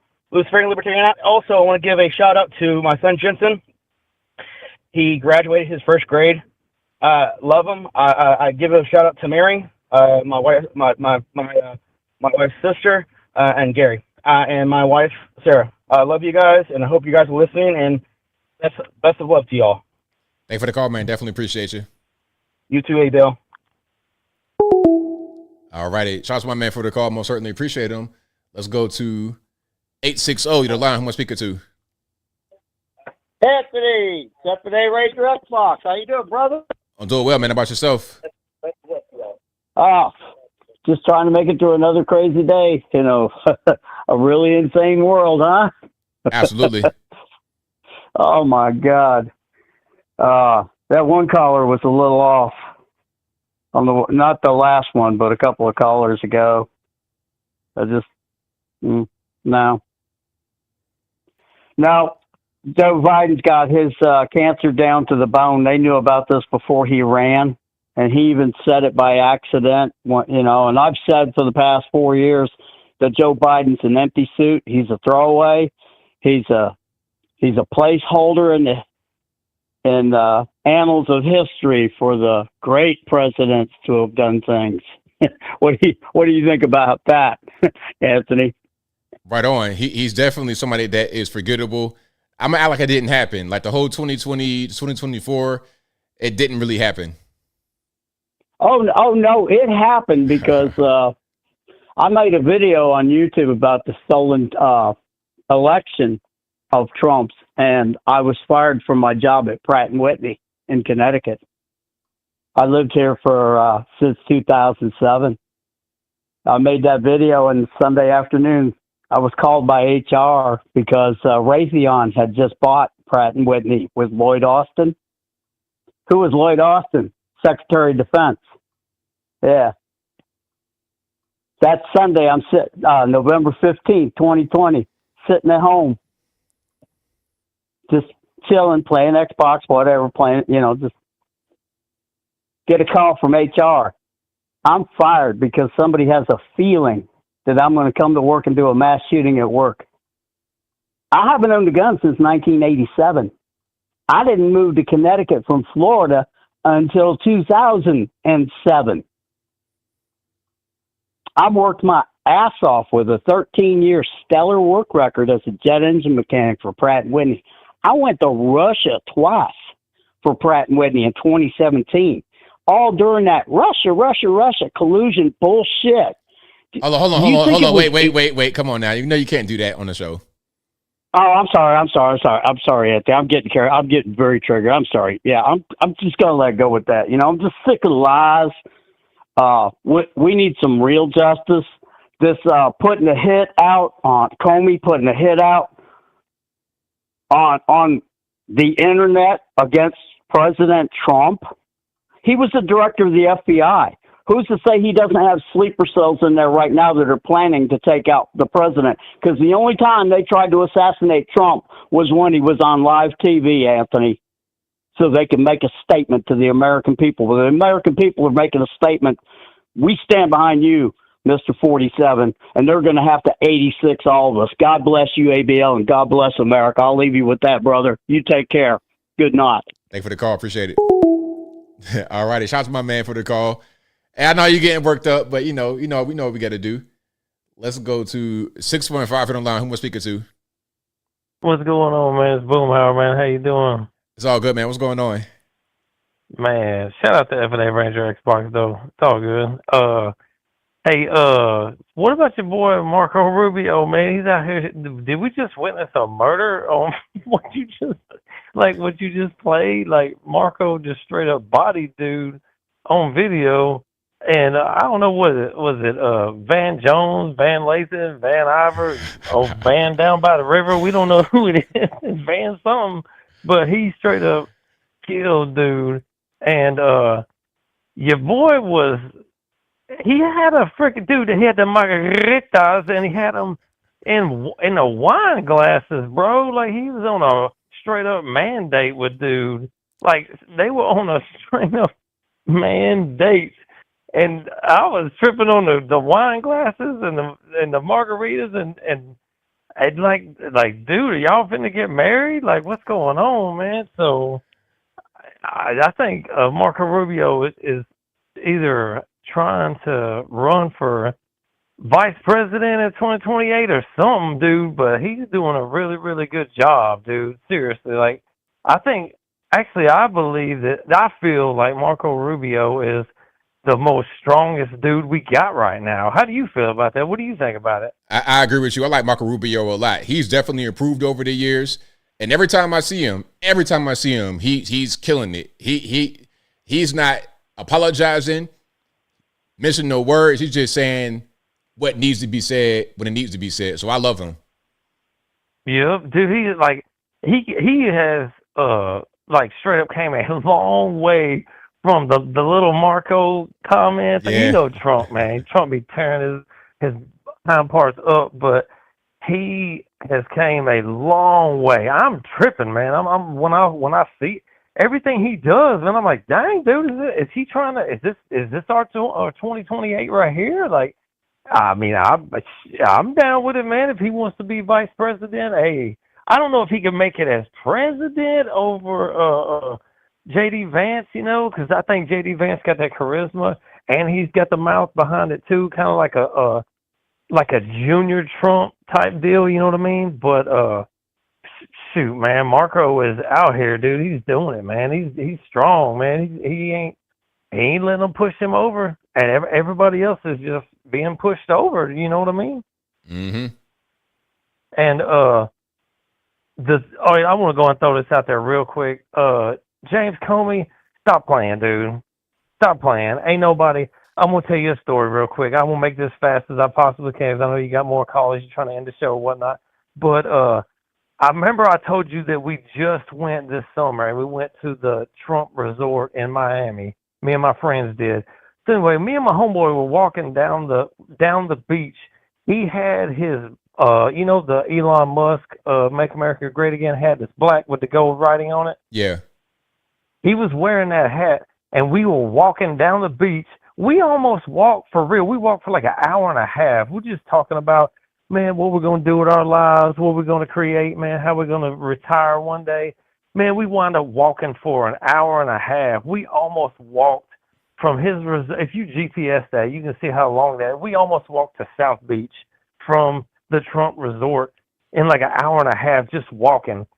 Every 5 steps that we took, man, everybody was coming up to dude going, dude, love your hat, love your hat, love your hat, love your hat. We walked that whole beach, dude, for an hour and a half, and people would not stop coming up to him going, dude, I love your hat, love your hat. Ain't nobody in this world taking some seashells and talking about 8647 with some seashells, dude. That dude did that. I don't care what he's talking about. Him and his old lady. Ain't nobody walking around on no beach doing that. And him and his old lady did it just like he did the first thing, talking about vote for Harris. There's a picture out there where he took another seashell and painted. This dude took time out of his day to paint it up, talking about vote for Harris and all this crap. He did it, stopped playing, and what he should have done was put the number before the 47, if you get what I'm trying to say, because in my opinion, that's what's happening right now. Your man is the useful idiot is done. They're done messing with the useful idiot. He's done ran his course, and it's time for them to ixnay on the Biden, if you know what I'm saying. So this aggressive, whatever they want to call this cancer is about to come to head really, really fast, dude. And the only people that's going to be left is going to be Jill Biden and the dude she kissed right in the mouth that we saw on video, on TV. Don't even get it. I'm just being for real. You already know what I'm talking about, man. And I'm going to leave you at that, brother, man. Hey, I appreciate you taking my call. I love the show tonight. I came in late, man. I'm glad you let me talk, man. And love you to death, brother, man. I'll holler at you soon, man. Peace. Peace. All right. Shout out to Boomhart. Thank you for the call, man. As always, definitely appreciate you. Great call. Fantastic call. All right. Let's go. Who am I speaking to? You're on the line 657. Sir, this is Jason out of Phoenix. All righty. What's happening? Well, I'm just curious, what is your favorite Super Nintendo game? Wow. Okay. Super Nintendo. Probably the easy answer would be Super Mario Brothers on Super Nintendo. Well, you got to be more specific than that. Well, the one that was on, like, okay, because before that, it was just regular Mario Brothers on NES. I had the NES too. But then when SNES came out, it was Super Mario. So that was the first one for the Super Nintendo. I'm not sure how many Mario games came out on SNES, but I think that was the main one, Super Mario. That was like the next Mario game that I can remember. But anything beyond that, man, I got to go way, way back into my memory, like in the early 90s, 35 years. Yeah, I don't even know. All right, Mr. Logan. Thank you for your time. Thank you for the call. Definitely appreciate you. Yeah, so hold on. Let me make sure I'm saying the right thing. Yeah, somebody said Super Mario World. Okay, so I'm gonna just show what I was talking about to my man. Okay, I'm talking about this game right here. Yeah, this one. This right here, that changed the game. But anything beyond that, I mean, I probably was like, how old when that came out? That might have been like late 80s, early 90s. So, yeah, it's way, way back. A lot of y'all weren't even born when that came out. A lot of y'all were still not even ideas yet. All right, but shout out to you guys. I think I got some more calls here. All right, shout out to the person trying to call. Call on back, person. Call on back, person. We'll get to you before I wrap it on up. Put the bow on top. But yeah, there were so many games back then I couldn't even tell you. Who am I speaking to? 617 on the line. Hey, what's going on, man? It's all good, man. What's happening? Hey, do you watch Trump meeting with the president of South Africa? Yeah, I saw it. I saw it. So, hey, why? I mean, my question is, why Trump believe anything what people say, and instead to take the advice from the people in the NSA, the CIA? Why is just, or he just lie out of people's emotions because he says be things that people specific. believe him. Be specific. Well, Trump called out there was a genocide in South Africa, right, against white farmers. That's why he flew, I think, 33 or 32 white South Africans, right? And then he tried to challenge the president of South Africa. The president of South Africa pointed out that the minister of agriculture that is white from the opposition party, and he said there's no genocide. Even he showed a video that the video was from the guy is just, I mean, some other stuff that have nothing to do. The guy, I don't even know this place in South Africa. Like I guess he fooled people because most Americans are, I don't want to use the word dumb, but he knows that he can control them. Right? Control who to do what? Well, he said that there's genocide in South Africa, right? And he showed a bunch of pictures and he showed a video. There's no genocide in South Africa. Or out of the 8,262 murders, only one South African white has been killed. And it's not because they're going against white farmers. There's a lot of murders in South Africa.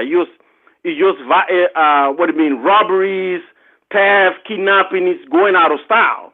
But it's not so. The people that they brought him here don't qualify for asylum. They don't. How you know that? In order for you to qualify for asylum, you have to be persecuted politically. They are not being persecuted politically. So wait now. So are there not laws against whites in South Africa? No. There's not. So if a white farmer owns land and then the black majority said, "We're going to take the land from you," is that not? They don't take in the land. It's not like that. That's what the president explained, and the head of the agriculture department explained. Yes, because at the apartheid they decided to go after certain restrictions. It's like here in America, if they could litigate certain type of lands that belong to slaves. And then they go through the court system, and then the court pretty much have enough evidence to grant the land to the owner, to really owners. They do, but it's not that they confiscating the land. So it's just not true. So wait. No. You just said that if it's found that the land belonged to someone else, that it could be given to that person, or that's in every. No. So you saying two different things. First, you're saying they're not confiscating it. Then you're saying they are. So which one is it? Well, they do it through the legal system. Okay, but ultimately, no. Taking their land. So no. I didn't say all that. I said no. Stop. I said they're taking the land. So are they or are they not? They are not taking their land by force. It's not. I didn't say that. That's not what I said. I said, are they taking the land? Yes or no? No, they're not taking their land. So you just said that they can take it. No. You just said that if they go through the process and they see that this land belongs to somebody else, they could take it. That's what you just said. They can take it legally. Okay, so they are taking it. So they are taking it. So why you said they didn't take it? See, just tell the truth. Just tell the truth. If I go to your house and I put a fence and I claim that's my house, you shouldn't be able to go through the legal process to take it from me? Well, if that's the case, then If that's the case, then that means I'm gonna talk while I'm gonna talk to you because I can hear you. If the land is being taken, the land is being taken. It doesn't matter how it's happening. So that's just the reality. What's your next point? That's not the reality. It is a reality. What's your next point? So I want to move on. So they've been all the claims from the Dutch thing that they're saying that they're getting so much corruption, money stolen, and so on. My question is, why nobody has been indicted? Well, I don't know. That's a good question. I don't know. So because that's not true. So is there no money? So wait now. So when you say stolen, that could be seen different ways. The word stolen can mean something else. Excuse me. I'm not done talking. Be quiet, please, sir. Now, I'm going to just turn you down so can't nobody hear you. The word stolen can refer to something that is being taken illegally or a thing that's being taken that should not be. It could be taken inappropriately, but legally.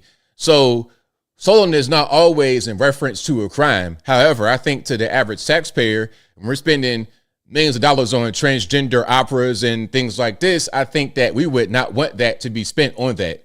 So it's not a matter of having an indictment. It's a matter of just not having the money being spent that way. Organization. But look, though, I mean, if I was talking, then nobody can hear you talk. Whenever I talk, you got to stop talking. So what's your point? So, okay, so no investigations, no indictments. Now, you're not listening. What I said was the word stolen is not always referred to something that is illegal. Could be mismanaged, could be misused, could be anything, but no investigation. So how many investigations? I don't know anything about that. Oh, so you don't know anything about it. So no investigations. Wait, so what's your point, though? Well, my point is, if the funding that been mismanaged, that the staff member from Dodge found it, I think those people should be called out to answer some questions, and then the Justice Department should be investigating those people, right? For At what? least an investigation. For what, though? For what? Well, Anthony, if you take if somebody take a contract for $300 million and misuse those funds for something else, I think that person should be investigated. Now listen to what I said. I said that the word stolen does not always refer to an illegal act. So if it's not illegal, that's not what I just said. Excuse me. So if it's not illegal, then what are we actually investigating?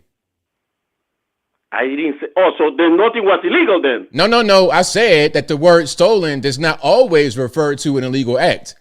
Well, so you're saying it as if it's always going to be a thing that's illegal, so it must be an indictment or something like that. Ultimately, what's happening here is that the money that we found are things that were being spent that we shouldn't have been spending money on, things that American taxpayers don't want to spend money on, and things that aren't necessary for us to spend money on for the country to go properly. So it's not always a matter of trying to lock somebody up. It's a matter of just not spending the money anymore. Also, then, so you just contradicted yourself. So you said the money is not supposed to be expended in something else that wasn't designed wasn't approved by Congress. So if that's not true, if it's true, then there should be an investigation. That's not what I said, though. I ain't saying anything about Congress. You added that in there yourself. I said what I said. I ain't gonna repeat myself. You're just adding things to make it try to fit your narrative, although that's not what I said. I'm gonna change. So no investigation, no nothing. You're not listening. Have a good night. Like, just because I could say that the money is being spent and it shouldn't be spent that way does not mean that it's something that's illegal. If it was approved and then went through the legal process, I can just say, I don't like this. Let's reverse it. It's the same kind of way. There's a guy in office. I don't want him to be there. Okay, get him out. Does that mean that we're going to lock him up because he's not doing a good job? That's not how that works. Okay, let's go 215 online. Who am I speaking to? Hey, ABL, how's it going? It's all good, man. What's happening? Hey, I'm going to be honest with you. So I wanted to say this every time I wanted to call him, but I always forgot. So would you say that most Democrats who say that the reason why Donald Trump won is because all Americans are stupid and uninformed, would you say that they're just sore losers at this point? I think they are sore losers, but also they watch a lot of TV, and the TV tells them that. The TV will give them their marching orders. If they want them to think that Trump supporters are stupid, then they'll just keep putting that message out there over and over again on television until they believe it. And especially if they want to feel like they're superior and they're better than Trump supporters, they'll look to a message that'll confirm what they want to believe anyway. Yeah, the way you just said it, it makes a lot of sense, especially the last part. If it helps them feel better about themselves at the end of the day, they want to feel like they're superior, then they're going to look for information that confirms their belief. And then you got a lot of biased media sources that's going to try to make Trump supporters or people who like Trump look stupid or racist or incompetent anyway. Exactly. So, yeah, that basically just sums it up. So basically, and also I'm seeing a lot of this story popping up about what happened in South Africa. So it's like some kind of persecution going on down there. Well, basically, you got some issues with the white South African farmers. It's kind of a long story, but ultimately, there's already been some refugees that have come to the USA, It wasn't that many of them. I think it's an issue, but it's not a super big issue. And They try to make it a big. My fault. Yeah, it's being made. They're trying to make it bigger than what it really was. It's being made to be a bigger issue by the media because they think that these refugees shouldn't be here. But it's funny how 59 people make the mainstream media reject the idea of refugees, but 20,000 illegal aliens, that wasn't really a big deal. Exactly. They just pick and choose and then switch when it fits their narrative. Pretty much. Yeah, because then when I looked into it, you said it was like at least like 60 people that came over. I'm like, that's nothing. They making it sound like it was like thousands of white people he brought over here. Right. Exactly. From South Africa. I was like, nah, it's just, basically not is what they're trying to hype it up to be. Right. Exactly. Yeah. Oh, yeah. All right. Well, that's all I have to say, ABL. Thanks for taking my call. Thanks for the call, man. Definitely appreciate you. You have a blessed one. Same to you, boss. All right. Shout out to the caller. But yeah, I mean, the media, they do what they do. And they've been doing it since forever. They've been doing it since forever. It ain't really nothing new up under the sun at this particular point in time. But yeah, shout out to the media. Unknown caller, who am I speaking to? Hey, Anthony, man, how's it going? It's all good, man. What's happening? I'm really down tonight. You know, I've got a friend of mine who's has a terminal illness, and so I've listened to you for a number of years, and really need a friend to talk to. Okay, what's happening? Well, yeah, he has a really, really bad terminal illness. It's called TDS, and I think he has stage 4. I really don't think he's gonna pull through. Oh man! So, no, it's nothing to laugh at, man. I'm serious. I'm afraid he's gonna die. Okay, yeah. Hopefully he pulls through, man. Hopefully he is able to treat it. Do you know if there's any kind of treatment available? No, well, yeah, there's something called Trumpanol that's available. It's been out for about 4 or 5 years, but I don't know if he's going to take it though. He's going to refuse all treatment, you know, because he's been watching CNN. He quit CNN about a year ago. It's really hard for him, you know, like a lot of people quit smoking and they can't quit. You know, it takes them 25 times where they finally quit. And then, you know, he switched to MSNBC, but that's not good. That's like an alcoholic switching from, you know, scotch to wine. You know, what good's that going to do, you know? Right, exactly. In the end, it's going to kill him. So we got into a big argument about 12 days ago, and I'm having a hard time selling my condo because Biden, you know, messed up the real estate market so bad. And, you know, from 4 years of F-ups, you know, I'm not going to curse, you know, it's a children, family-friendly channel here. And, you know, he says, well, I thought your boy, your President Biden, Trump was going to fix it all. I said, well, he's only been in office for a little over 3.5 months, you know, and it's going to take a long time to fix 4 years worth of F-ups. And he's doing a great job, I think. You know, my stocks are up, and my stocks have been up $19,000 since, you know, into January. And, you know, we just got into a big argument, and I hung up on him. So, and right now he's trying to play this game and make it out to be like, I can't sell my condo because not because of the 8.5 months under Biden. Because I put my condo on the market in early May of last year. So between early May of last year and January 20th of this year was under Biden. But from January 20th until now it was under Trump. But he's trying to make it out to be like Trump hasn't fixed the economy. Well, Biden's the one that screwed it up, and Trump's fixing it. We're doing great. Look at all the money we're taking in just from the deal we did with Saudi Arabia, $600 million. Oh yeah. So I don't know. This guy's so brainwashed. And he was a deacon of his church for like 10 or 12 years, I think. He's a libertarian. He basically throws his vote away. It's this little protest vote. He hates the Democrats and he hates the Republicans, which makes no sense. And he's against Trump because he thinks that he overturned Roe versus Wade, which he didn't do. That was done on June 24th of 2022, after Trump had been out of office for almost a year and a half. Now, he did take credit for making that happen, but he put in Kavanaugh, Gorsuch, and Amy Comey Barrett. So he did set the ball in motion for that that to happen, but he didn't overturn Roe versus Wade. And he's against Trump because he has 2 daughters in case they want to murder their babies or whatever, in the future. I don't know. It makes no sense. So I don't know if this guy can be saved. He's too far gone. I'm really afraid he's gonna die. Because the TDS makes you go insane and affects your whole immune system and everything. So, I just wish you'd just pray for my friend that he'd make a recovery and turn around and make America great again. So. Right on, man. Well, thank you for your call. Hopefully your friend gets well soon. Yeah, please pray for him. I really wish you would. So anyway, I don't want to take up too much of your time. Thanks again, man. You take care and be well. Thank you for the call, man. Definitely appreciate you. Thanks. Take care. Bye. All right. Great call. Shout out to the caller. Shout out to you guys again. If you couldn't get on tonight, don't blame me. Blame the white man because it ain't my fault. But I'll be back live on Saturday, same bat time, same bat place, 8 p.m. Eastern time to right around right now, 11 p.m. Eastern Standard Time. And of course, I'm always live on Tuesdays on Instagram. If you got Instagram and you want to hop on, it's a smaller stream. It's a little bit more personal. We talk about more off, political topics, whatever, on Instagram. Also, you're listening to an audio streaming podcast right now, and it'll be available on your favorite audio streaming platform, whether it be Google Play, Spotify, Apple iTunes, etc. Link for that will be in the description, or just go to your favorite audio streaming platform and search ABL Live. I should pop right on up. Plus, we got Uncle ABL. That's the brand new channel talking about more social things.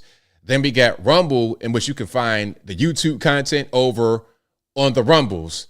All right. I guess my next thing would be to stream on Rumble. We'll see how that works. But all my regular pre-recorded content from this channel is on the Rumble channel as well. I'm easy to find. I'm verified over there.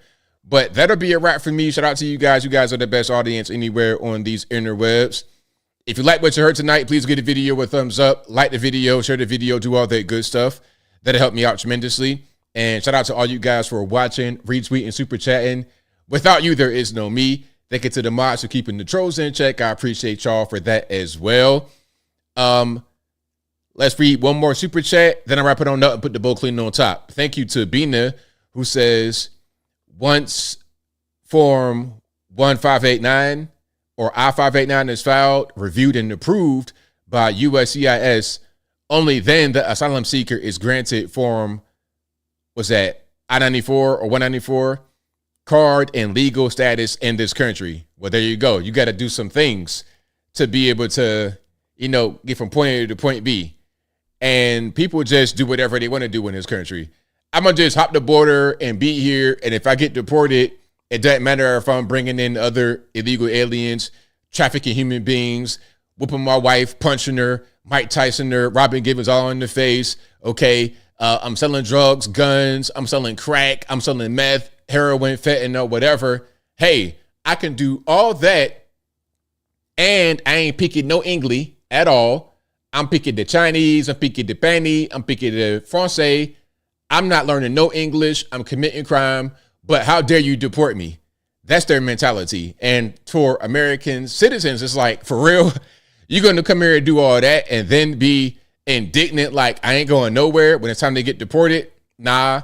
Have a good day. Get up out of here. That's how we feel. And that's a big part of the reason why we got Trump in office, because the illegal aliens just running amok, doing whatever they want to do, all in the Guatemala, acting the fool. Anybody got time for that? I don't care what color you are, what country you come from, what language you speak. I don't care. If you want to come to the country, do it the right way or don't do it at all. Very simple. But that's pretty much all I got.